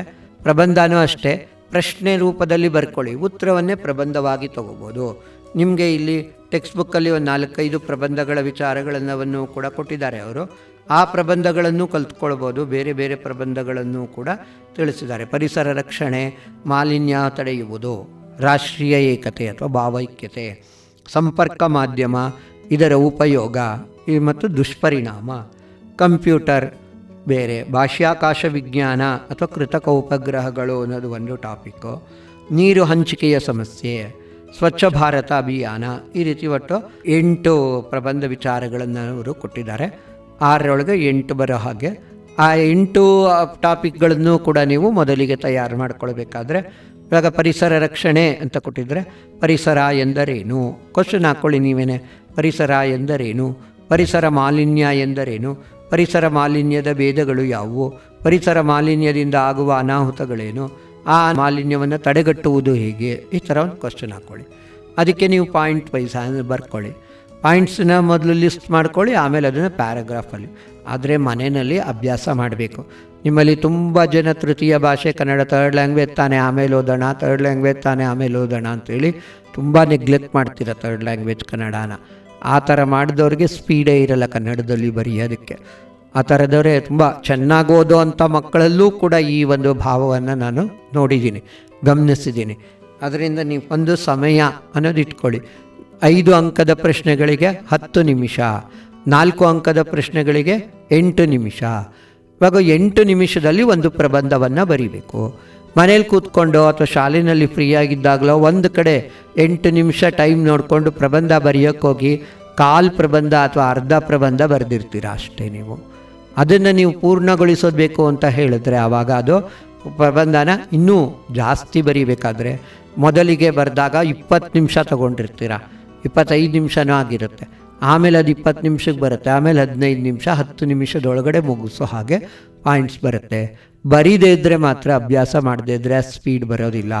ಥರ್ಡ್ ಲ್ಯಾಂಗ್ವೇಜ್ ಕನ್ನಡದಲ್ಲೂ ಬರೆಯೋಕ್ಕೆ ಬೇಕಾದಷ್ಟಿರುತ್ತೆ. 2.25 ಗಂಟೆ ಅನ್ನೋದು ಪೂರ್ಣವಾಗಿ ಬರೆಯೋದಕ್ಕೆ ಆಗೋಗುತ್ತೆ. ಚೆಕ್ ಮಾಡೋಕ್ಕೆ ಸಮಯ ಕಮ್ಮಿ ಥರ್ಡ್ ಲ್ಯಾಂಗ್ವೇಜಲ್ಲಿ. ಅಲ್ಲಿ ಕೊಟ್ಟಿರೋಂಥ ಟೈಮ್ ಅಲಾಟ್ಮೆಂಟ್ಗಿಂತ ತುಂಬ ನಿಧಾನ ಬರೀತೀರ ತುಂಬ ಜನ. ಯಾಕೆಂದರೆ ಪ್ರಥಮ ಭಾಷೆಯನ್ನು ಬೇರೆ ಬೇರೆ ಸಬ್ಜೆಕ್ಟ್ಗಳಲ್ಲಿ ಓದ್ದವರು ಆ ಒಂದು ಇದರಲ್ಲಿ ಬಂದುಬಿಟ್ಟಿರೋದ್ರಿಂದ ಕನ್ನಡ ಅಲ್ಲಿ ಬರವಣಿಗೆ ಅಷ್ಟೊಂದು ಇಲ್ಲ ನಿಮಗೆ. ಸುಮಾರಾಗಿ ನಾವು ಇತ್ತೀಚಿನ ವರ್ಷಗಳಲ್ಲಿ ನೋಡ್ತಾ ಇರೋದು ಕನ್ನಡ ಭಾಷೆಯಲ್ಲಿ ಬರವಣಿಗೆಯಲ್ಲೇ ಮಕ್ಕಳು ಹಿಂದುಳಿದಿರೋದನ್ನು ನೋಡ್ತಾನೇ ಇದ್ದೀವಿ. ಆದ್ದರಿಂದ ನೀವು ಮನೆಯಲ್ಲಿ ಪ್ರತಿದಿನ ಒಂದೊಂದು ಪ್ರಬಂಧ ಅಥವಾ ಒಂದೊಂದು 10 ವಾಕ್ಯದ ಉತ್ತರ ಬರೆದು ಅಭ್ಯಾಸ ಮಾಡಬೇಕು. 10 ವಾಕ್ಯದ ಉತ್ತರಕ್ಕೆ 8 ನಿಮಿಷ ಅಂತ ಅಂದ್ಕೊಳ್ಳಿ. ಆ 8 ನಿಮಿಷದಲ್ಲಿ ಒಂದು 10 ವಾಕ್ಯದ ಉತ್ತರವನ್ನು ಬರೀಬೇಕು. ಬರೆಯಾಗ ನೋಡಿ, ನೀವು ಯೋಚನೆ ಮಾಡಿಕೊಂಡೆಲ್ಲ ಬರೆಯೋ ಅಷ್ಟೊತ್ತಿಗೆ 15-16 ನಿಮಿಷ ತೊಗೊಂಡಿರ್ತೀರ. ಅದನ್ನು 8 ನಿಮಿಷಕ್ಕೆ ಇಳಿಸೋ ಥರ ಪ್ರತಿದಿನ 1-2 ಪ್ರಶ್ನೆಗಳನ್ನು ಬರೀಬೇಕು. ಟೈಮ್ ಇಟ್ಕೊಂಡು ಬರೀಬೇಕು. ನೀವು ಟೈಮ್ ಇಲ್ಲದೆ ಗೊತ್ತಾಗದೆ ಬರೀತಾ ಹೋದರೆ ಎಷ್ಟೊತ್ತಾದರೂ ಅದು ಮುಗಿಯೋದೇ ಇಲ್ಲ. ಪ್ರಬಂಧಕ್ಕೂ ಕೂಡ 10 ನಿಮಿಷದಲ್ಲಿ ಒಂದು ಪ್ರಬಂಧವನ್ನು 8 ನಿಮಿಷ 4 ಅಂಕಗಳಿಗೆ ಆದರೂ 10 ನಿಮಿಷದೊಳಗಾದರೂ ಬರೆದು ಮುಗಿಸುವಂತೆ ಪ್ರಬಂಧಗಳನ್ನು ಬರೆದಿರಬೇಕು. ಮೊದಲೇ ಯೋಚನೆ ಮಾಡಿಕೊಂಡಿರಬೇಕು, ಏನೇನು ಪಾಯಿಂಟ್ಸು, ಯಾವುದಾದ್ಮೇಲೆ ಯಾವುದು, ಪೀಠಿಕೆ ಹೇಗೆ, ವಿಷಯದ ವಿವರಣೆ ಹೇಗೆ, ಉಪಸಂಹಾರ ಹೇಗೆ, ಎಲ್ಲ ಯೋಚನೆ ಮಾಡಿಕೊಂಡು ಬರೆಯೋಕ್ಕೆ ಪ್ರಾರಂಭ ಮಾಡಬೇಕು. ಬರವಣಿಗೆ ಅಭ್ಯಾಸ ಆಗುತ್ತೆ, ಪಾಯಿಂಟ್ಸ್ ಮನದಟ್ಟಾಗುತ್ತೆ. ಬರೆದಷ್ಟು ಎಷ್ಟು ಓದಿರ್ತೀರೋ ಅದಕ್ಕಿಂತ 10ರಷ್ಟು ಎಫೆಕ್ಟ್ ಬರವಣಿಗೆಯಲ್ಲಿ ಸಿಗುತ್ತೆ. ಆದ್ದರಿಂದ ಅವುಗಳನ್ನು ಬರೀಬೇಕು. 80ಕ್ಕೆ 80 ಅಂಕಗಳನ್ನು ಪಡ್ಕೊಳ್ಬೇಕು ಅನ್ನೋಂಥ ವಿದ್ಯಾರ್ಥಿಗಳು ಈ ನಿಟ್ಟಿನಲ್ಲಿ ಒಂದು ಪರಿಶ್ರಮವನ್ನು ಮಾಡಬೇಕು. ಆಯಿತಾ? ಪ್ರಬಂಧನ ಮತ್ತು ಪತ್ರಲೇಖನ, ಗಾದೆ ಇತ್ಯಾದಿಗಳನ್ನು ದಿನನಿತ್ಯ ಮನೆಯಲ್ಲಿ ಒಂದೊಂದನ್ನು ಬರೆದು ಅಭ್ಯಾಸವನ್ನು ಮಾಡುವಂಥದ್ದು. 6 ಸಬ್ಜೆಕ್ಟ್ಗೂ ಕೂಡ 6 ಎಷ್ಟೆಷ್ಟು ಅವಧಿ ಅಂತ ಮಾಡ್ಕೊಂಡಿರ್ತೀರೋ, ಟೈಮ್ ಟೇಬಲ್ ಹಾಕ್ಕೊಂಡಿರ್ತೀರೋ, ಅದರಲ್ಲಿ ಕನ್ನಡದಲ್ಲಿ ಬಂದಾಗ ನಾವು 1.25 ಗಂಟೆ 1 ಗಂಟೆ ಕಾಲ ಹಾಕ್ಕೊಂಡಿದ್ರೆ ಶಾಲೆಗೂ ಹೋಗಿ ಬಂದು ಮನೇಲಿ ಇದ್ದಾಗ ಆ 1 ಗಂಟೆ ಅವಧಿಯಲ್ಲಿ ಏನಾದರೂ ಒಂದು ಬರೆಯುವುದಂತೂ ಇರಲೇಬೇಕು. ಬರವಣಿಗೆ ಇಲ್ಲದೆ ಇದ್ದರೆ ಕನ್ನಡನ ಸುಲಲಿತವಾಗಿ ಬರೆಯೋದು ತುಂಬಾ ಕಷ್ಟ. ಅದರಿಂದ ಬರವಣಿಗೆ ಕಡೆನೂ ಹೆಚ್ಚು ಗಮನವನ್ನು ಕೊಡಿ. ಇದಾದಮೇಲಿಂದ ಕೊನೆಯಿಂದ ಬಂದಾಗ ಪತ್ರಗಳಲ್ಲಿ ವೈಯಕ್ತಿಕ ಪತ್ರ ಅಥವಾ ವ್ಯಾವಹಾರಿಕ ಪತ್ರವನ್ನು ಕಲ್ತ್ರಿ. ಪ್ರಬಂಧದಲ್ಲಿ ನೋಡ್ಕೊಂಡಿದ್ದೀರಾ. 10 ವಾಕ್ಯದ ಉತ್ತರ ಹೇಳಿದ್ನಲ್ಲ, 10 ವಾಕ್ಯದ ಉತ್ತರ ಗದ್ಯದಿಂದ ಮಾತ್ರ ಬರುವಂಥದ್ದು. ಈಗ ತಾನೇ ನಾನು 6 ಗದ್ಯ ಪಾಠಗಳನ್ನು ಕೂಡ ನಿಮಗೆ ತಿಳಿಸಿ ಹೇಳಿದ್ದೀನಿ. 6 ಗದ್ಯ ಪಾಠಗಳನ್ನು ಕೂಡ ಓದ್ಕೊಳ್ಳಿ. ಅದರಲ್ಲಿ ಇರುವ 10 ವಾಕ್ಯಗಳನ್ನು ಉತ್ತರ ಅಥವಾ 5-6 ವಾಕ್ಯಗಳನ್ನು ನೋಡ್ಕೊಳ್ಳಿ. ಅದೇ ಬಂದೇ ಬರುತ್ತೆ ಒಂದು. ಅದು ಇನ್ನೊಂದೇನಾಗುತ್ತೆ ಅಂದರೆ, ಈ 10 ವಾಕ್ಯಕ್ಕೆ ನೀವು ತಯಾರಿ ಮಾಡಿದಾಗ ಎಷ್ಟೋ ಪ್ರಶ್ನೆಗಳು 5-6 ವಾಕ್ಯಗಳಲ್ಲೂ ಕೂಡ ರಿಪೀಟ್ ಆಗಿರುತ್ತೆ. 10 ವಾಕ್ಯದ ಉತ್ತರ ಅಂತ ಇಲ್ಲಿ ಕೊಟ್ಟಿರ್ತಾರೆ ಟೆಕ್ಸ್ಟ್ ಬುಕ್ಕಲ್ಲಿ ಕ್ವಶನ್ ಅಭ್ಯಾಸದಲ್ಲಿ. ಆದರೆ ಅಲ್ಲಿ ಬಂದರೆ ಅದು 5-6 ವಾಕ್ಯದಲ್ಲೇ ಕೇಳ್ತಾರೆ. ಆವಾಗ ಇಲ್ಲಿದ್ದರೆ ಅಲ್ಲಿಗೂ ಕೂಡ ನಿಮಗೆ ಬರೆಯೋದಕ್ಕೆ ಅದು ಉಪಯೋಗವಾಗುತ್ತೆ. ಅದರಿಂದ 10 ವಾಕ್ಯದ ಉತ್ತರನ ಕಲ್ತ್ಕೊಂಡ್ಬಿಟ್ರೆ ನಾವು ಚೆನ್ನಾಗಿ 12 ನಂಬರು 4 ಪ್ರಶ್ನೆ 3 ಅಂಕಗಳು ಅಲ್ಲಿಗೂ ಆಗುತ್ತೆ. 5-6 ವಾಕ್ಯದ ಉತ್ತರಕ್ಕೂ ಆಗುತ್ತೆ. ಮತ್ತು 4 ಅಂಕಗಳಲ್ಲಿ ಈ 10 ವಾಕ್ಯದ ಉತ್ತರಕ್ಕೂ ಆಗುತ್ತೆ. ಒಟ್ಟು ಎಷ್ಟಾಯಿತು? 12 4 16 ಅಂಕಗಳು ನೀವು 10 ವಾಕ್ಯದ ಉತ್ತರ ಅನ್ನೋದನ್ನು ಚೆನ್ನಾಗಿ ಕಲ್ತ್ಕೊಂಡ್ಬಿಟ್ರೆ ಅದರಿಂದಾನೇ ಬೆಳೆಸ್ಕೋಬೋದು. ಎಷ್ಟೋ ಸಮಯ 1 ವಾಕ್ಯದ ಉತ್ತರ 2-3 ವಾಕ್ಯದ ಉತ್ತರನೂ ಕೂಡ ಅದಕ್ಕೆ ಪೂರಕವಾಗಿಯೇ ಬಂದಿರುತ್ತೆ. ಸೊ ಆ ಥರ ಮೊದಲಿಗೆ 5 ಅಂಕಗಳು, ನಂತರ 4 ಅಂಕಗಳಿಗೆ ಬನ್ನಿ. ಎಲ್ಲರೂ ಈಗಾಗಲೇ ಪ್ರಿಪ್ರೇಟ್ರಿಗೇ ನೀವೆಲ್ಲರೂ ಕೂಡ ಪದ್ಯ ಭಾಗ ಯಾವುದು ಕಂಠಪಾಠಕ್ಕಿದೆಯೋ ಆ ಪದ್ಯ ಭಾಗವನ್ನು ಕಲಿತೇ ಇರ್ತೀರ. ಅದನ್ನು ಪದ್ಯ ಪೂರ್ತಿ ಗಳಿಸಿ 4 ನಂಬರು, ಪ್ಯಾಸೇಜ್ಗೆ ಬರುವಂಥ 4 ನಂಬರು, ಅದೆಲ್ಲರೂ ಕೂಡ ಸ್ಕೋರ್ ಮಾಡುವಂಥದ್ದು. ಆಯಿತಾ? ಈ ರೀತಿಯಾಗಿ 4 ಮಾರ್ಕ್ಸ್ಗೆ 4 ಪ್ರಶ್ನೆ 16 ಅಂಕಗಳನ್ನು ಪಡ್ಕೊಳ್ಳಿ. ಅದಾದಮೇಲಿಂದ 9 ಪ್ರಶ್ನೆಗಳು 3 ಅಂಕಗಳಲ್ಲಿ ಇರುತ್ತೆ. 9 3 27. ಈ 9 ಪ್ರಶ್ನೆಗಳಲ್ಲಿ ಈಗಾಗಲೇ 4 ಪ್ರಶ್ನೆಗಳ ಬಗ್ಗೆ ನಾನು ನಿಮಗೆ ಹೇಳಾಯಿತು. 4 ಪ್ರಶ್ನೆಗಳು ಏನೇನೋ 10 ವಾಕ್ಯದಲ್ಲಿ ಏನು ಕಲಿತೀರೋ ಅದರದ್ದೇ ಬರುತ್ತೆ. ಆದರೆ ಅಲ್ಲಿ 2 ಗದ್ಯ 2 ಪದ್ಯದಿಂದ ಕೇಳಿರ್ತಾರೆ. ಗದ್ಯ ಭಾಗದಿಂದ 2, ಪದ್ಯ ಭಾಗದಿಂದ 2. ಪದ್ಯ ಭಾಗದಲ್ಲಿ ಏನಾಗುತ್ತೆ, ಈ ಗದ್ಯ ಭಾಗದಲ್ಲಿ ಪ್ರಶ್ನೆಗಳೂ ಜಾಸ್ತಿ ಇರುತ್ತೆ. ಧ್ವಜರಕ್ಷಣೆಯಲ್ಲಿ ನೀವು 4 ಪ್ರಶ್ನೋತ್ತರ ಕಲಿಬೇಕು. ಆದರೆ ಪದ್ಯ ತಗೊಂಡಾಗ ಪೂರ್ಣವಾಗಿ ಸಾರಾಂಶವನ್ನು ಕಲ್ತ್ಕೊಂಡ್ಬಿಟ್ರೆ ಅದನ್ನು ಇದರಲ್ಲಿ ಬರೀಬೋದು. ಇವಾಗ ನಾವೆಲ್ಲರೂ ಒಂದೇ ಜಾತಿ ಅನ್ನೋದರಲ್ಲಿ ನವಯುವಕರು ಯಾವ ರೀತಿಯಲ್ಲಿ ಹೊಸ ಸಮಾಜವನ್ನು ಕಟ್ಟುತ್ತಾರೆ ಅನ್ನೋದನ್ನು ಬರೆದ್ರೆ ಅದು ಒಂದು ಪೂರ್ತಿಯಾಗಿ ಸಾರಾಂಶ ಬರೆದ್ರೆ ಇಲ್ಲಿ ಕೇಳೋವಂಥ 5-6 ವಾಕ್ಯದ ಉತ್ತರದಲ್ಲಿ ಬರಿಬೋದು. ಇನ್ನು ಭೂಮಿ ತಾಯ ಕುಡಿಗಳಲ್ಲಿ ಅನೇಕತೆಯಲ್ಲಿ ಏಕತೆ ಅನ್ನೋದಕ್ಕೆ ಕೊಟ್ಟಿರೋ ಉದಾಹರಣೆಗಳು ಏನೇನು ಅಂತ ಬರೆದ್ರೆ ಅದು ಒಂದು ಪ್ರಶ್ನೆಗೆ ಉತ್ತರ ಆಗುತ್ತೆ. ಅದಾದಮೇಲಿಂದ ಗ್ರಂಥಾಲಯದಲ್ಲಿ ಅಲ್ಲಿ ಬಂದಾಗ ಗ್ರಂಥಾಲಯದಲ್ಲಿ ಒಳಗೆ ಹೊಕ್ಕಿದಾಗ ಕವಿಗೆ ಆದ ಅನುಭವಗಳೇನು, ಅವರು ತಮ್ಮನ್ನು ಯಾವ್ಯಾವುದಕ್ಕೆ ಹೋಲಿಸಿಕೊಂಡಿದ್ದಾರೆ ಅನ್ನೋದನ್ನು ಬರೆದ್ರೆ ಗ್ರಂಥಾಲಯದಲ್ಲಿ ಪದ್ಯದ ಸಾರಾಂಶ ಬರೆದ್ರೆ ಅದು ಆನ್ಸರ್ ಆಗುತ್ತೆ. ನೋಡಿ, ಅದೆಲ್ಲ ಒಂದೊಂದೇ ಪ್ರಶ್ನೋತ್ತರ. ನಾವೇನೋ ತುಂಬ ಇದೆ ಅಂದ್ಕೊಳ್ತಾ ಇದ್ದೀವಲ್ಲ, ಏನೂ ಇಲ್ಲ. ಪದ್ಯ ಭಾಗದ ಪ್ರಶ್ನೋತ್ತರಗಳು ಒಂದೊಂದೇ. ಇನ್ನು ಬಸವಣ್ಣನವರ ವಚನಗಳಲ್ಲಿ 2 ವಚನ ಕೊಟ್ಟಿದ್ದಾರೆ. ಎರಡನ್ನೂ ಸೇರಿಸಿ ಮಾನವೀಯ ಮೌಲ್ಯಗಳನ್ನು ಏನಂತ ಅಂತ ಕೇಳ್ತಾರೆ 10 ವಾಕ್ಯದಲ್ಲಿ. ಅದು ಎರಡನ್ನೂ ಸೇರಿಸಿ ಬರೆದ್ರಾಯಿತು. ಪದ್ಯ 2 ಕಂಠಪಾಠಕ್ಕಿದೆ. ಎರಡನ್ನೂ ಕಲಿತ್ಬಿಟ್ಟಿದ್ರೆ ಅದನ್ನೇ ವಾಕ್ಯ ರೂಪದಲ್ಲಿ ಬರ್ಕೊಂಡೋದ್ರೂ ಕೂಡ ಆನ್ಸರ್ ಆಗಿ ಆಗ್ಬಿಡುತ್ತೆ. ಕಳಬೇಡ, ಕೊಲಬೇಡ, ಹುಸಿಯ ನುಡಿಯಲು ಬೇಡ, ಒಂದೊಂದು ಪದದ್ದು ಒಂದೊಂದನ್ನು ವಾಕ್ಯ ರೂಪದಲ್ಲಿ ಬರ್ಕೊಂಡು ಹೋಗ್ತಾ ಇದ್ರೂ ಕೂಡ 10 ವಾಕ್ಯದ ಉತ್ತರ ಬರುತ್ತೆ. ಅರ್ಥ ಆಯ್ತಲ್ಲ ಅದು. ಇನ್ನು ಉದರ ವೈರಾಗ್ಯದಲ್ಲಿ ಒಂದೇ ಪ್ರಶ್ನೆ ಆದ್ರೂ ಕೂಡ ಸ್ವಲ್ಪ ಘಟನೆಗಳು ಜಾಸ್ತಿ. ಉದರ ವೈರಾಗ್ಯದಲ್ಲಿ 4 ಘಟನೆಗಳನ್ನು ಹೇಳ್ತಾರೆ. ಮೊದಲನೇದಾಗಿ ಉದಯ ಕಾಲದಲ್ಲಿ ಎದ್ದು ಬದಿಯಲ್ಲಿದ್ದವರಿಗೆ ಆಶ್ಚರ್ಯ ತೋರುವುದು, ಅದು ಒಂದು. ನದಿನಲ್ಲಿ ಬೆಳಗಿನ ಜಾವದಲ್ಲಿ ಮಿಂದು ಬರ್ತಾ ಇರ್ತಾನೆ, ಬೂಟಾಟಿಕೆಯ ಭಕ್ತಿ ಅನ್ನೋದಕ್ಕೆ ಮೊದಲನೇ ಉದಾಹರಣೆ ಅದು. ಎರಡನೇದಾಗಿ ಏನು ಹೇಳ್ತಾರೆ, ಸನ್ಯಾಸಿಯ ವೇಷ, ಕರದಲ್ಲಿ ಜಪಮಣಿ ಬಾಯಳು ಮಂತ್ರವು, ಅದನ್ನು ಹೇಳ್ತಾ ಇದ್ದಾಗ ಸನ್ಯಾಸಿಯ ವೇಷವನ್ನು ಹಾಕಿಕೊಂಡು ಪರಸತಿಯರನ್ನು ಮನಸ್ಸಿನಲ್ಲಿ ನೆಲೆಸುವುದು ಬೂಟಾಟಿಕೆ. ಇನ್ನು ಮೂರನೇದಾಗಿ ಕಂಚುಗಾರರ ಬಿಡಾರದಿಂದಲೇ, ಅದರಲ್ಲಿ ಬಂದಾಗ ತಮ್ಮ ಮನೆಯ ಒಂದು ದೇವರ ಮನೆಯನ್ನು ಯಾವ ರೀತಿ ಅಲಂಕಾರ ಮಾಡಿ ದೀಪಗಳನ್ನು ಹಚ್ಚಿ ಪ್ರಕಾಶಿಸುವಂತೆ ಮಾಡ್ತಾರೆ ಅದನ್ನು ಬರೆದ್ರೆ ಅದು 3ನೆಯ ಒಂದು ಪಾಯಿಂಟ್ ಆಯಿತು. ಇನ್ನು ನಾಟಕ ಸ್ತ್ರೀಯಂತೆ ಬಯಲಡಂಬವ ತೋರಿ ಅಂತ ಹೇಳ್ತಾರೆ. ನಾಟಕದಲ್ಲಿ ಪುರುಷರು ಸ್ತ್ರೀ ವೇಷವನ್ನು ಧರಿಸಿ ಹೇಗೆ ಒಂದು ಡಂಬವನ್ನು ತೋರ್ತಿದ್ರೋ ಅದೇ ರೀತಿಯಲ್ಲಿ ಇವನೂ ಕೂಡ ಜನರನ್ನು ಮೆಚ್ಚಿಸುವುದಕ್ಕೆ ಬೂಟಾಟಿಕೆಯ ಭಕ್ತಿಯನ್ನು ಮಾಡ್ತಾನೆ ಅಂತ ಬರೆಯೋದು 4ನೇ ಪಾಯಿಂಟು. ಇದಿಷ್ಟು ಒಬ್ಬ ಕಪಟ ಭಕ್ತಿಯುಳ್ಳವನ ವಿಚಾರಗಳು. ಕೊನೆಗೆ ಅವನು ಹೇಗಿರಬೇಕು ಅನ್ನೋದಕ್ಕೆ ನಾನು ಎಂಬುದ ಬಿಟ್ಟು ಜ್ಞಾನಿಗಳ ಒಡನಾಡಿ ಏನಾದರೂ ಹರಿಪ್ರೇರಣೆ ಎಂದು ಆ ಪ್ಯಾರಾಗ್ರಾಫನ ಅರ್ಥವನ್ನು ಬರೆದ್ರೆ ಆಯಿತು. ಯಾವ ರೀತಿ ಧ್ಯಾನವನ್ನು ಮಾಡಬೇಕು, ಯಾವ ರೀತಿ ಭಗವಂತನ ಪ್ರಾರ್ಥನೆಯನ್ನು ಮಾಡಬೇಕು, ಯಾವ ರೀತಿಯಾಗಿ ನಮ್ಮ ಕೆಲಸಗಳನ್ನು ಮಾಡಬೇಕು, ಯಾವುದರಲ್ಲೂ ಮೋಸ ವಂಚನೆ ಬೂಟಾಟಿಕತನ ಯಾವುದೂ ಕೂಡ ಇರಬಾರ್ದು ಅನ್ನೋದನ್ನು ತೋರಿಸುವಂಥದ್ದು ಉದರ ವೈರಾಗ್ಯ ಪದ್ಯ. ಈ ಥರ ಯಾವುದೇ ಒಂದು ಪದ್ಯ ತಗೊಳ್ಳಿ, ಒಂದು ಪಾಠ ತಗೊಳ್ಳಿ, ಆ ಪದ್ಯ ಪಾಠದಲ್ಲಿ ಸುಮ್ಮನೆ ಬ್ಲೈಂಡಾಗಿ ಗಟ್ಟು ಮಾಡಿಕೊಂಡು ಉತ್ತರ ಬರೆಯೋದು ಸರಿಯಾದ ಕ್ರಮ ಅಲ್ಲ. ಮೊದಲು ಆ ಪಾಠ ತಗೊಂಡ ತಕ್ಷಣ ಪಾಠದಲ್ಲಿ ಏನೇನು ಟಾಪಿಕ್ಸ್ ಇದೆ, ಏನೇನು ಅಂಶಗಳಿದೆ ಅದನ್ನು ಒಂದು ಕಡೆ ಬರ್ಕೊಳ್ಬೋದು. ಈಗಾಗಲೇ ನಿಮ್ಮ ನೋಟ್ಸ್ ಇಟ್ಟಿರ್ತೀರಲ್ಲ, ಆ ನೋಟ್ಸಲ್ಲಿ ಎಷ್ಟೋ ಪೇಜಸ್ ಉಳಿದಿರುತ್ತೆ. ಅಲ್ಲಿ ನಿಮ್ಮ ವರ್ಕನಲ್ಲಿ ಮಾಡಿ, ನೀವೇನು ನೋಟ್ಸ್ ಬರಿತಾ ಇದ್ದರೂ ಅದರಲ್ಲಿ ಬೇಕಾದಷ್ಟು ಹಿಂದಿನ ಪೇಜ್ಗಳಲ್ಲಿ ಈ ಥರ ಪಾಯಿಂಟ್ಸ್ ವೈಸ್ ಅದನ್ನೆಲ್ಲವನ್ನು ಆನ್ಸರ್ ಮಾಡಿ. ಇನ್ನು ಕೊನೆಯದಾಗಿ ಬರುವಂಥದ್ದು ಜನಪದ ಗೀತೆ, ತುಂಬ ಚಿಕ್ಕದಾದ ಪದ್ಯ. ರೈತ ಮಳೆರಾಯನನ್ನು ಪ್ರಾರ್ಥಿಸಿರೋದು, ಮಳೆ ಬಂದಾಗ ಅವನಿಗೆ ಆಗುವ ಉಪಯೋಗಗಳೇನು, ಯಾತಕ್ಕೋಸ್ಕರ ಅವನು ಮಳೆಗಾಗಿ ಬೇಡ್ಕೊಳ್ತಾನೆ ಅನ್ನೋದು ಬರೆಯುವಂಥದ್ದು. 4 ಪ್ಯಾರಾಗ್ರಾಫ್ ಇದೆ. ಆ 4 ಚಿಕ್ಕ ಚಿಕ್ಕ ತ್ರಿಪದಿಗಳನ್ನು ಇಟ್ಕೊಂಡು ಬರೆಯುವಂಥದ್ದು ಅತ್ಯಂತ ಸುಲಭವಾದಂತಹ ಒಂದು ಸಾಧನ. ಇದು 5-6 ವಾಕ್ಯಗಳಲ್ಲಿ ಉತ್ತರಿಸಿರಿ ಕ್ವಶನ್ ಆನ್ಸರ್ಸಲ್ಲಿ ಮುಗ್ದೋಗುತ್ತೆ. ಆಯಿತಾ? ಸೊ 3 ವಾಕ್ಯದ 9 ಪ್ರಶ್ನೆಗಳಲ್ಲಿ 2 ಸಂದರ್ಭ, 2 ಕವಿಕೃತಿ ಪರಿಚಯ, 4 5-6 ವಾಕ್ಯಗಳಲ್ಲಿ ಉತ್ತರಿಸಿರಿ, 1 ಗಾದೆ ವಿಸ್ತರಣೆ. ಗಾದೆ ವಿಸ್ತರಣೆ ಬಗ್ಗೆ ಈಗಾಗಲೇ ನಾನು ನಿಮ್ಗೆ ಹೇಳಿದೆ, ಮತ್ತೆ ಆ ಕಡೆಯಿಂದ ಹಿಂದಿನಿಂದ ಬರ್ತಾ ಇರೋದ್ರಿಂದ ಮತ್ತೆ ತಿಳಿಸ್ತಾ ಇದ್ದೀನಿ. ಪೀಠಿಕೆಯನ್ನು ಬರೆಯೋದು, ವಿಷಯದ ವಿವರಣೆಯನ್ನು ಬರೆಯೋದು, ಯಾವ ಸಂದರ್ಭದಲ್ಲಿ ಬಳಸ್ತಾರೆ, ಅದರ ಒಳ ಅರ್ಥ ಏನು ಬರೀಬೋದು. ಅಷ್ಟು ಕನ್ನಡ ಮಾತಾಡುವಾಗ ಏನು ಬರೀಬೇಕು ಅನ್ನೋದು ಮುಂಚಿತವಾಗಿ ತಯಾರಿ ಮಾಡಿಕೊಂಡ್ರೆ ಸುಲಭವಾಗಿ ಅಲ್ಲಿ ಕೂತ್ಕೊಂಡು ಯೋಚನೆ ಮಾಡಿ ಬರೀತೀನಿ ಅಂದರೆ ಸಮಯ ತುಂಬ ದಂಡ ಆಗುತ್ತೆ. 3 ಅಂಕಗಳ ಒಂದು ಪ್ರಶ್ನೆಗೆ ನಿಮಗೆ ಕೊಡೋದು 4 ನಿಮಿಷ ಎಕ್ಸಾಮ್ ಹಾಲಲ್ಲಿ. ಆ 4 ನಿಮಿಷದ ಒಳಗಡೆ ಬರೀಬೇಕು, ಅದರೊಳಗೆ ಪೀಠಿಕೆನೂ ಬರೀಬೇಕು, ವಿಷಯದ ಒಳಾರ್ಥ ಬರೀಬೇಕು, ಅದರಿಂದ ಸಿಗುವಂಥ ನೀತಿ ಏನು ಅನ್ನೋದನ್ನು ಬರೀಬೇಕು, ಯಾವ ಸಂದರ್ಭದಲ್ಲಿ ಬಳಸ್ತಾರೆ ಅಂತ ಬರೀಬೇಕು ಅನ್ನೋದಾದರೆ ಆದಷ್ಟು ಬರೀಬೇಕಾದ್ರೆ ಸ್ವಲ್ಪ ತಯಾರಿ ಮಾಡಿರಬೇಕು. ತಯಾರಿ ಇಲ್ಲದೆ ಸುಮ್ಮನೆ ಕೂತ್ಕೊಂಡು ಅಲ್ಲಿ ಬಂದು ಬರೀತೀನಿ, ಅಲ್ಲಿ ಅವಾಗ ಯೋಚನೆ ಮಾಡ್ತಾ ಬರೀತೀನಿ ಅಂದರೆ ತುಂಬ ಸಮಯ ಮೀರೋಗುತ್ತೆ, ಬೇರೆ ಕ್ವಶನ್ಸ್ಗಳನ್ನು ಆನ್ಸರ್ ಮಾಡೋದಕ್ಕೆ ಆಗೋದಿಲ್ಲ. ಆದ್ದರಿಂದ ಅವುಗಳನ್ನು ಕೂಡ ನೀವು ಅಲ್ಲಿ ನೋಡ್ಕೋಬೇಕು.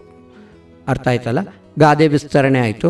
ಈಗಾಗಲೇ 5-6 ವಾಕ್ಯದ ಉತ್ತರಕ್ಕೆ ಎಲ್ಲ ಗದ್ಯ ಪದ್ಯದ ಯಾವ್ಯಾವ ಥರ 2 ಗದ್ಯ 2 ಪದ್ಯ ಬರುತ್ತೆ, ಅದು ಹೇಗೆ ಬರಿಬೇಕು ಅಂತ ಹೇಳಾಯಿತು. ನಂತರ ಕವಿಕೃತಿ ಪರಿಚಯ. ಕವಿಕೃತಿ ಪರಿಚಯದಲ್ಲಿ ನಮಗಿರೋದು ಒಟ್ಟು 12 ಪಾಠಗಳು, 6 ಗದ್ಯ 6 ಪದ್ಯ.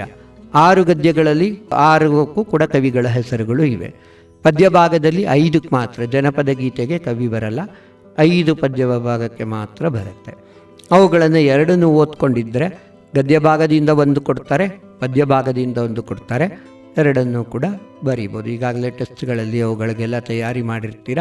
ಆದರೆ ತುಂಬ ಚೆನ್ನಾಗಿ ಜ್ಞಾಪಕ ಇಟ್ಕೊಳ್ಳಿ, ವಾಕ್ಯ ರೂಪದಲ್ಲೇ ಬರೀಬೇಕು. ಯಾವುದೇ ಕಾರಣಕ್ಕೂ ದೇಶ, ಕಾಲ, ಹೆಸರು ಆ ಥರ ಹೆಸರು ಬರೆದ್ರೆ ಯಾವುದೇ ವಿಧವಾದ ಅಂಕಗಳೂ ಬರೋದಿಲ್ಲ. ವಾಕ್ಯ ರೂಪದಲ್ಲಿ ಬರೀರಿ ಅಂತಲೇ ಕ್ವಶನಲ್ಲಿರುತ್ತೆ. ಕಲಿಯೋವಾಗ ಬೇಕಾದರೆ ಆ ಥರ ಕಲ್ತ್ಕೊ. ಕೆಲವೆಲ್ಲ ಯಾವ್ಯಾವುದೋ ಇಟ್ಕೊಂಡಿರ್ತಾರೆ ಈ ಬೇರೆ ಗೈಡ್ಗಳು, ಇನ್ನೊಂದು ಅದು ಮೊದಲೆಲ್ಲ ಅದರಲ್ಲೆಲ್ಲ ಹಾಗೆ ಕೊಟ್ಟಿರ್ತಾರೆ, ಆ ಥರ ಪಾಯಿಂಟ್ಸ್ ಓದಿ ಅಂತ. ಆದರೆ ಅದನ್ನೇ ಅಭ್ಯಾಸ ಮಾಡಿಬಿಟ್ಟು ಅದೇ ಥರ ಇಲ್ಲಿ ಬರೆದ್ರೆ ಮಾರ್ಕ್ಸ್ ಬರೋದಿಲ್ಲ. ವಾಕ್ಯ ರೂಪದಲ್ಲಿ ಈ ಕಾಲದಲ್ಲಿ ಜನಿಸಿದರು, ಇದು ಇವರ ಜನ್ಮಸ್ಥಳ, ಅಥವಾ ಈ ಸ್ಥಳದಲ್ಲಿ ವಾಸಿಸುತ್ತಿದ್ದರು, ಇವರ ಕೃತಿಗಳು. 4 ಕೃತಿಗಳನ್ನು ಬರೀರಿ. ತುಂಬ ಕೃತಿಗಳೆಲ್ಲ ಇರುತ್ತಲ್ವ, ಒಂದು 3-4 ಕೃತಿಗಳನ್ನು ಬರೆದು ಮೊದಲಾದವು ಅಂತ ಹಾಕಿ ಅಷ್ಟೇ. ಅದನ್ನು ಆಮೇಲೆ ಅವ್ರು ಏನು ಪ್ರಶಸ್ತಿಯನ್ನು ಪಡ್ಕೊಂಡಿದ್ರು, ಅವರ ಶ್ರೇಷ್ಠತೆ ಏನು, ಅದನ್ನು ಬರೀರಿ. ಆ ರೀತಿಯಾಗಿ ಪಾಯಿಂಟ್ ವೈಸ್ ಜ್ಞಾಪಕ ಇಟ್ಕೊಳ್ಳಿ, ಅದರ ವಾಕ್ಯ ರೂಪದಲ್ಲೇ ಬರೀರಿ. ಆಯಿತಾ? ಕಾಲ, ಸ್ಥಳ, ಕೃತಿ, ಪ್ರಶಂಸೆ ಅಂತೆಲ್ಲ ಕೊಡಬಾರ್ದು, ಶ್ರೇಷ್ಠತೆ ಅಂತೆಲ್ಲ, ಅದನ್ನು ವಾಕ್ಯ ರೂಪದಲ್ಲೇ ಬರೀಬೇಕು. ಈ ಪ್ರಶಸ್ತಿಗಳನ್ನು, ಈ ಪುರಸ್ಕಾರಗಳನ್ನು ಪಡೆದಿದ್ದರು, ಆ ರೀತಿಯಾಗಿ 1-2 ಅವರ ಶ್ರೇಷ್ಠತೆ ವಿಚಾರದಲ್ಲಿ, 2 ಇನ್ನೆಷ್ಟು ಅವರ ಒಂದು ನಾವು ಏನು ಕೊಟ್ಟಿದ್ದಾರೆ ಟೆಕ್ಸ್ಟ್ ಬುಕ್ಕಲ್ಲಿ ಅವುಗಳನ್ನು ಬರಿಬೋದು. ಅದೇನು ಅಂತ ಇದಾಗಲ್ಲ.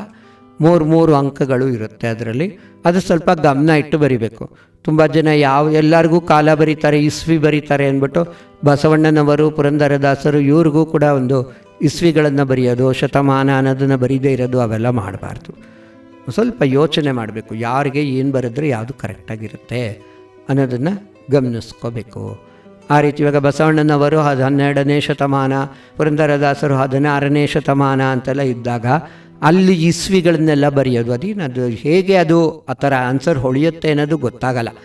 ಎಷ್ಟೋ ಸತಿ ಕರೆಕ್ಷನ್ ಮಾಡುವಾಗ ಹೇಗೆ ಈ ಥರ ಅನ್ನಿಸ್ತೋ ಗೊತ್ತಾಗಲ್ವ. ಬಸವಣ್ಣನವರು ಪ್ರಾಚೀನ ಕವಿಗಳು, ಪುರಂದರದಾಸರು ದಾಸಶ್ರೇಷ್ಠರಲ್ಲಿದ್ದವರು, ಅದೆಲ್ಲ ಗೊತ್ತಾಗಲ್ವ ಇವ್ರಿಗೆ ಯಾವ ಥರ ಅಂತ ಅನ್ಕೋತೀವಿ. ಅದು ಗಮನ ಇಲ್ಲದೆ ಬರೆಯೋವಾಗ ಹಾಗಾಗೋದು. ಗಮನ ಕೊಟ್ಟು ಬರೀರಿ.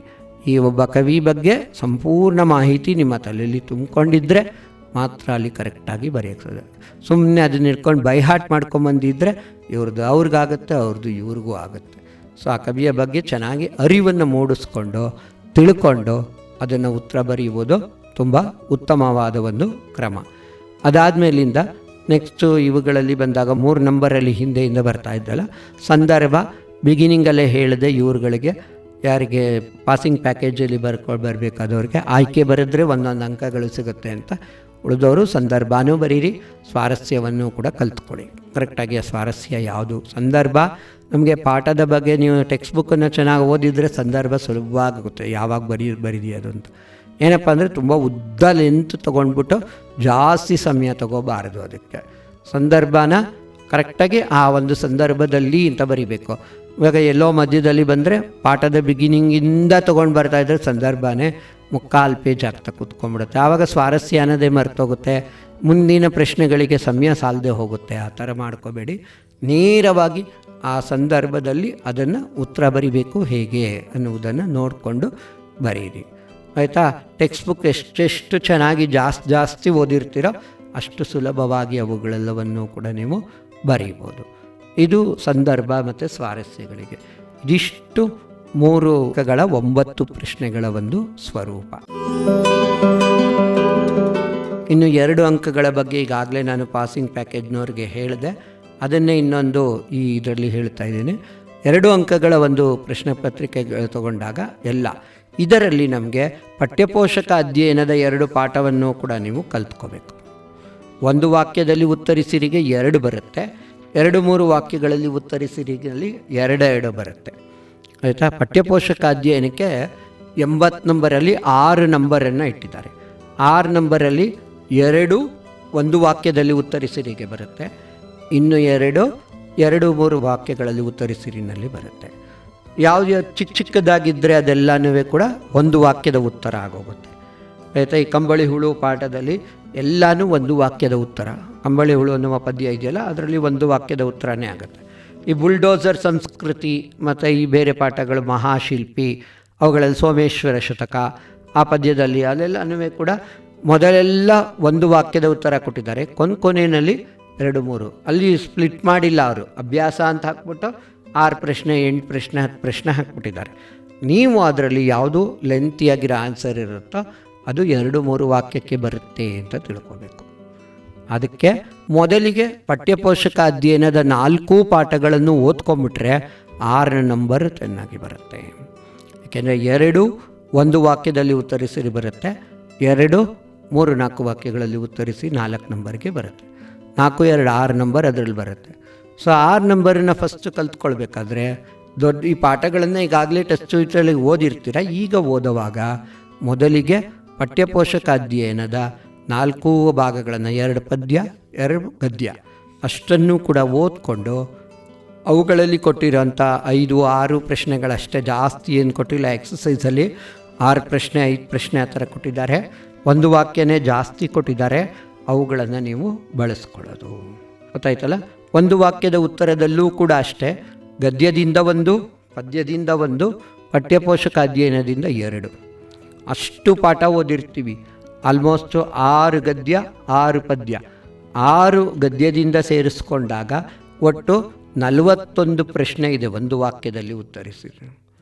6 ಪದ್ಯದಿಂದ ತಗೊಂಡಾಗ ಒಟ್ಟು 28 ಪ್ರಶ್ನೆನೋ ಏನೋ ಇದೆ, 29 ಪ್ರಶ್ನೆ ಇದೆ. ಅಷ್ಟರಲ್ಲಿ 29ರಲ್ಲಿ 1, ಈ 41ರಲ್ಲಿ 1 ಬರುತ್ತೆ.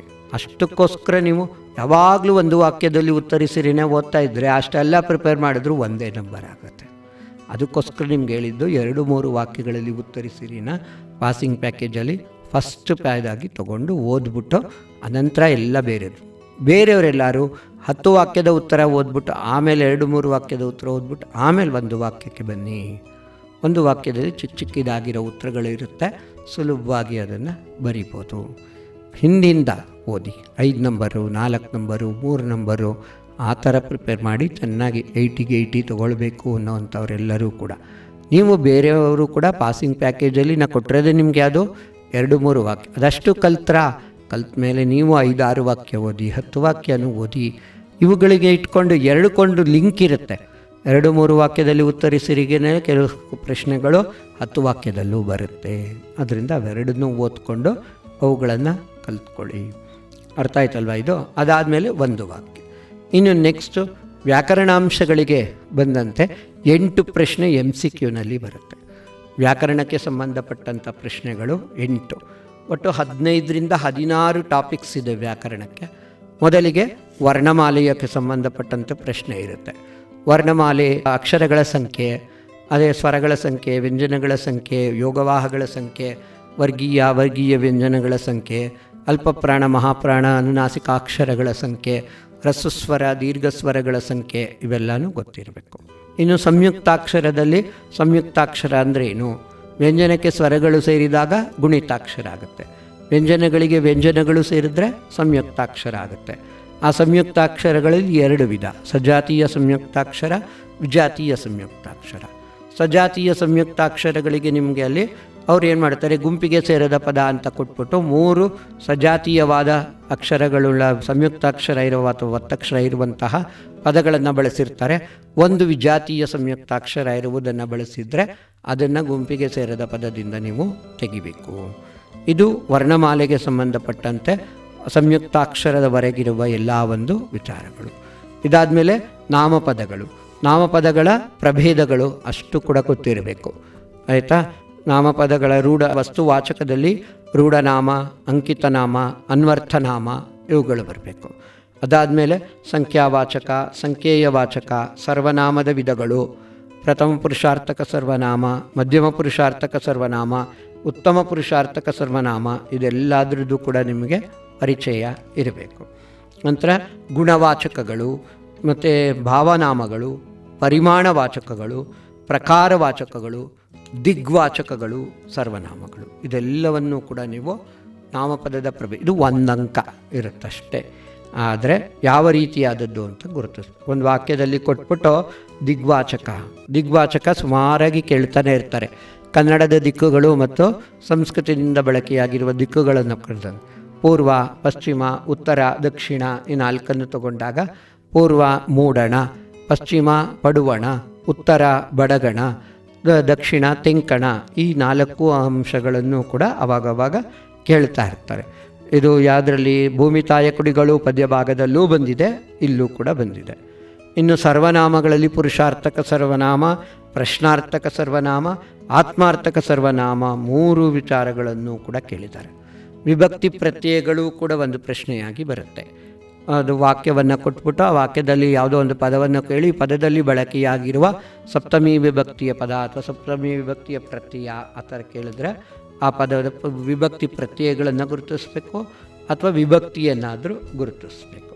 ಅನೇಕ ಬಾರಿ ಪುಲ್ಲಿಂಗ ಸ್ತ್ರೀಲಿಂಗಗಳಿಗೂ ಕೂಡ ಬದಲಾವಣೆ ಆಗುವಂಥದ್ದನ್ನು ಕೊಟ್ಟಿರ್ತಾರೆ. ಅಂದರೆ ಪುಲ್ಲಿಂಗದಿಂದ ಸ್ತ್ರೀಲಿಂಗಕ್ಕೆ ಬದಲಾಯಿಸುವಂತೆ, ಸ್ತ್ರೀಲಿಂಗದಿಂದ ಪುಲ್ಲಿಂಗಕ್ಕೆ ಬದಲಾಯಿಸುವಂತೆ ಪದಗಳನ್ನು ಕೂಡ ಕೊಡ್ತಾರೆ. ಏಕವಚನ ದ್ವಿವಚನವನ್ನೂ ಕೂಡ ಕೇಳಿದ್ದಾರೆ, ತುಂಬ ಕಡಿಮೆ ಅದು. ಆದರೆ ಥರ್ಡ್ ಲ್ಯಾಂಗ್ವೇಜಲ್ಲಿ ಅದು ಕೂಡ ಒಂದು ಪೋರ್ಷನ್ಸ್ ಆಗೇ ಇದೆ, ವಚನಗಳು ಕೂಡ ಇದರಲ್ಲೇ ಬರುತ್ತೆ. ಇನ್ನು ಅದಾದಮೇಲಿಂದ ಬೇರೆ ಇದರಲ್ಲಿ ಫಸ್ಟ್ ಪಾರ್ಟಲ್ಲಿ ನಿಮಗೆ ಕೊಟ್ಟಿರೋವಂಥದ್ರಲ್ಲಿ ತಗೊಂಡಾಗ ಅಲಂಕಾರಗಳನ್ನು ಫಸ್ಟ್ ಪಾರ್ಟಲ್ಲಿ ಕೊಟ್ಟಿದ್ದಾರೆ. ಅಲಂಕಾರದಲ್ಲಿ ನಮಗಿರೋದು 2, ಉಪಮಾಲಂಕಾರ ಮತ್ತು ರೂಪಕಾಲಂಕಾರ. ಅದನ್ನೇ ನಾವು ವಿವರಣೆನೂ ಬರಿಬೇಕಾಗಿಲ್ಲ. MCQನಲ್ಲಿ ಒಂದೇ ಒಂದು ವಾಕ್ಯದಲ್ಲಿ ಕೇಳ್ತಾರೆ. ಗೌರಿಯ ಮುಖವು ಕಮಲದಂತೆ ಅರಳಿತು, ಗೌರಿಯ ಮುಖ ಕಮಲ ಅರಳಿತು, ಆ ಥರ. ಅಂತೆ ಅನ್ನೋದು ಬಂದಾಗ ಅದು ಉಪಮಾವಾಚಕ ಅನ್ನೋದು ಇದ್ದಾಗ ಅದು ಉಪಮಾಲಂಕಾರ ಅಂತ ಗುರುತಿಸಿ, ಅಂತೆ ಅನ್ನೋದು ಇಲ್ಲದೆ ಇದ್ದಾಗ ರೂಪಕಾಲಂಕಾರ. ಅಷ್ಟೇ ನಮಗೆ ಥರ್ಡ್ ಲ್ಯಾಂಗ್ವೇಜ್ ಕನ್ನಡದಲ್ಲಿ ಅಲಂಕಾರದ ಬಗ್ಗೆ ಇನ್ನೇನು ಅಷ್ಟೊಂದು ಫಸ್ಟ್ ಲ್ಯಾಂಗ್ವೇಜಲ್ಲಿ ಇರೋ ಅಷ್ಟು ವಿವರಣಾತ್ಮಕವಾಗಿ ಬಂದಿಲ್ಲ. ಆಯಿತಾ? ಅವುಗಳನ್ನು ನೀವು 2 ಅಲಂಕಾರಗಳು ಇರುತ್ತೆ, ಅವುಗಳನ್ನು ನೋಡ್ಕೋಬೇಕು. ಇದಲ್ಲದೆ ಭಾಷಾಭ್ಯಾಸದಲ್ಲಿ ಕೊಟ್ಟಿರುವ ತತ್ಸಮ ತದ್ಭವ, ವಿರುದ್ಧಾರ್ಥಕ ಶಬ್ದಗಳು ಅವುಗಳನ್ನು ಕೂಡ ನೋಡ್ಕೋಬೇಕು. ಸಂಧಿ ಸಮಾಸ, ಸಂಧಿಯ ಸಂಸ್ಕೃತ ಸಂಧಿಗಳು, ಕನ್ನಡ ಸಂಧಿಗಳು, 8 ವಿಧವಾದ ಸಮಾಸಗಳ ವಿಚಾರಗಳು, ಇದೆಲ್ಲ ಅಲ್ಲಲ್ಲೇ ಟೆಕ್ಸ್ಟ್ ಬುಕ್ ಗದ್ಯದ ಕೊನೆಯ ಭಾಗದಲ್ಲಿ ಕೊಟ್ಟಿದ್ದಾರೆ. ಇದೆಲ್ಲ ವ್ಯಾಕರಣದಲ್ಲೇ ಬಂದಿರೋದು. ಇವತ್ತು 16 ಅಂಶಗಳಿವೆ. 16ರಲ್ಲಿ 8 ಯಾವುದಾದ್ರೂ ತಗೊಂಡು ಆರಿಸಿಕೊಡ್ತಾರೆ. ಇದ್ರ ಜೊತೆಗೆ ವಾಕ್ಯ ಭೇದಗಳು, ವಾಕ್ಯ ಪ್ರಭೇದಗಳನ್ನು ಗುರುತಿಸುವುದು, ಸಾಮಾನ್ಯ ವಾಕ್ಯ, ಸಂಯೋಜಿತ ವಾಕ್ಯ, ಮಿಶ್ರ ವಾಕ್ಯ ಪ್ರಭೇದಗಳನ್ನು ಗುರುತಿಸೋದು. ಲೇಖನ ಚಿಹ್ನೆಗಳು ಪೂರ್ಣವಿರಾಮ, ಅರ್ಧವಿರಾಮ, ಅಲ್ಪವಿರಾಮ, ಪ್ರಶ್ನಾರ್ಥಕ, ಭಾವಸೂಚಕ, ವಿವರಣಾತ್ಮಕ ಇವೆಲ್ಲನೂ ಕೂಡ ಉದ್ಧರಣ, ವಾಕ್ಯವೇಷ್ಟನ, ಆವರಣ 8 ಈ ರೀತಿಯಾದಂತಹ ಒಂದು 9 ಚಿಹ್ನೆಗಳು ಉಂಟು. ಆ 9 ಚಿಹ್ನೆಗಳ ಪರಿಚಯವನ್ನು ಕೂಡ ಪಡೆದಿರಬೇಕು. ಅದನ್ನು ಲಕ್ಷಣ ಕೊಟ್ಬಿಟ್ಟು ಬಳಸಲಾಗುವ ಚಿಹ್ನೆ ಅಂತ ಕೇಳ್ಬೋದು. ವಾಕ್ಯದಲ್ಲಿ ಬಳಸ್ಬಿಟ್ಟು ಈ ಚಿಹ್ನೆಯ ಹೆಸರೇನು ಅಂತಲೂ ಕೇಳ್ಬೋದು. ಗೊತ್ತಾಗಿದೆ ಅಲ್ವಾ? ಅದಷ್ಟು ಆ ರೀತಿಯಾಗಿ ಚಿಹ್ನೆಗಳ ಬಗ್ಗೆನೂ ಗೊತ್ತಿರಬೇಕು, ವಾಕ್ಯ ಪ್ರಭೇದಗಳ ಬಗ್ಗೆ ಗೊತ್ತಿರಬೇಕು, 8 ವಿಧವಾದ ಸಮಾಸಗಳ ಪರಿಚಯವೂ ಕೂಡ ಆಗಿರಬೇಕು. ಇನ್ನು ಛಂದಸ್ಸಲ್ಲಿ ಯಾವುದೇ ವಿಧವಾದ ಏನು ಕಠಿಣವಾದ ಪ್ರಶ್ನೆಗಳು ಕೂಡ ಕೊಟ್ಟಿಲ್ಲ.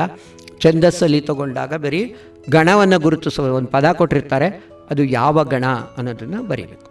ಯರಥ, ಭಜಸ, ಮನ ಅನ್ನೋದನ್ನು ಜ್ಞಾಪಕ ಇಟ್ಕೊಂಡ್ರೆ, ಯ ಅನ್ನೋದು ಆದಿಲಘು, ರ ಅನ್ನೋದು ಮಧ್ಯಲಘು, ತ ಅನ್ನೋದು ಅಂತ್ಯಲಘು, ಭ ಝ ಸ, ಭ ಅನ್ನೋದು ಆದಿಗುರು, ಜ ಅನ್ನೋದು ಮಧ್ಯಗುರು, ಸ ಅನ್ನೋದು ಅಂತ್ಯಗುರು, ಮ ನ, ಮ ಅಂದರೆ ಸರ್ವಗುರು, ನ ಅಂದರೆ ಸರ್ವಲಘು. ಇದನ್ನು ನೀವು ತಿಳ್ಕೊಂಡಿದ್ರೆ ಅದನ್ನಿಟ್ಕೊಂಡು ಅಲ್ಲಿ ಯಾವ ಗುರು, ಯಾವ ಲಘು, ಎಷ್ಟು ಅನ್ನೋದನ್ನೇ ಕೇಳ್ತಾರೆ. ಗಣದ ಹೆಸರನ್ನು ಕೇಳ್ತಾರೆ. ಯಶೋಧ ಅನ್ನೋ ಪದವನ್ನು ಕೊಟ್ಟಿರ್ತಾರೆ, ಗಣದ ಹೆಸರನ್ನು ಬರೆಯಿರಿ ಅಂತಾರೆ. ಯಗಣ ಅದು, ಅಲ್ಲಿ ಕೆಳಗಡೆ ಯಗಣ, ತಗಣ, ರಗಣ ಆ ಥರದನ್ನು ಕೊಟ್ಟಿರ್ತಾರೆ. ಇದು ಕೂಡ ಸ್ವಲ್ಪ ಕಡಿಮೆ ಬಂದಿರುವಂಥದ್ದು. ಇನ್ನು ಅದಾದಮೇಲೆ ಅನುಕರಣ, ವ್ಯಯ, ದ್ವಿರುಕ್ತಿ, ಜೋಡು ನುಡಿ ಇವುಗಳ ಮೊಗ್ಗೆ ಉಂಟು. ದ್ವಿರುಕ್ತಿ ಅರ್ಥಯುಕ್ತವಾದ 2 ಪದಗಳು 2 ಬಾರಿ ಬಂದರೆ, ಈ ಭಾವನೆಗಳನ್ನು ವ್ಯಕ್ತಪಡಿಸುವಂಥ ಪದಗಳು ಬಂದರೆ ಅದು ದ್ವಿರುಕ್ತಿ. ಸಾಂದರ್ಭಿಕವಾಗಿ ಬಳಸುವಂತಹ ಒಂದು ಪದಗಳು, ವಿಶೇಷ ಅರ್ಥವನ್ನು ಕೊಡುವಂತಹ ಪದಗಳನ್ನು, ಒಂದೇ ಪದವನ್ನು 2 ಬಾರಿ ಬಳಸಿದ್ರೆ ಅದು ಅನುಕರಣ ವ್ಯಯ. ಆಯಿತಾ? ಪ್ರಾಸ, ಪರಿಣಾಮ ಇವುಗಳಿಗಾಗಿ 2 ಬೇರೆ ಬೇರೆ ಪದಗಳನ್ನು ಒಟ್ಟಾಗಿ ಬಳಸಿದ್ರೆ ಅದು ಜೋಡು ನುಡಿ. ಆಯಿತಾ? ಈ ರೀತಿಯಾಗಿ ಉದಾಹರಣೆಗೆ ನೋಡಿ ನೋಡಿ, ಹೌದು ಹೌದು, ಬೇಗ ಬೇಗ, ನಡೆ ನಡೆ, ಇವೆಲ್ಲವೂ ಕೂಡ ದ್ವಿರುಕ್ತಿಗೆ ಉದಾಹರಣೆಗಳು. ಅದೇ ರೀತಿಯಾಗಿ ಸರಸರ, ಚಟ ಚಟ, ತಟ ತಟ, ಪಟ ಪಟ, ಢಣ ಢಣ ಈ ರೀತಿಯಾದ ಪದಗಳೆಲ್ಲ ಬಂದರೆ ಅದು ಅನುಕರಣಾವ್ಯಯಕ್ಕೆ ಉದಾಹರಣೆಗಳು. ಕಪ್ಪ ಕಾಣಿಕೆ, ಹಣ್ಣು ಹಂಪಲು, ಬೆಟ್ಟ ಗುಡ್ಡ, ಕಾಡು ಮೇಡು, ಮನೆ ಮಠ, ರೀತಿ ನೀತಿ ಇಂತಹ ಪದಗಳೆಲ್ಲವೂ ಕೂಡ ಜೋಡು ನುಡಿಗೆ ಉದಾಹರಣೆಗಳಾಗಿ ಬರುತ್ತವೆ. ಅರ್ಥ ಆಯ್ತಲ್ವಾ? ಈ ರೀತಿಯಾಗಿ ಇವುಗಳನ್ನೇ ಹೆಚ್ಚು ನಮಗೆ ಬಳಕೆಯಲ್ಲಿ ಕೊಟ್ಟಿರುವಂತಹ ಒಂದು ವ್ಯಾಕರಣಾಂಶಗಳು. ಒಟ್ಟು 16 ವ್ಯಾಕರಣಾಂಶಗಳಿವೆ.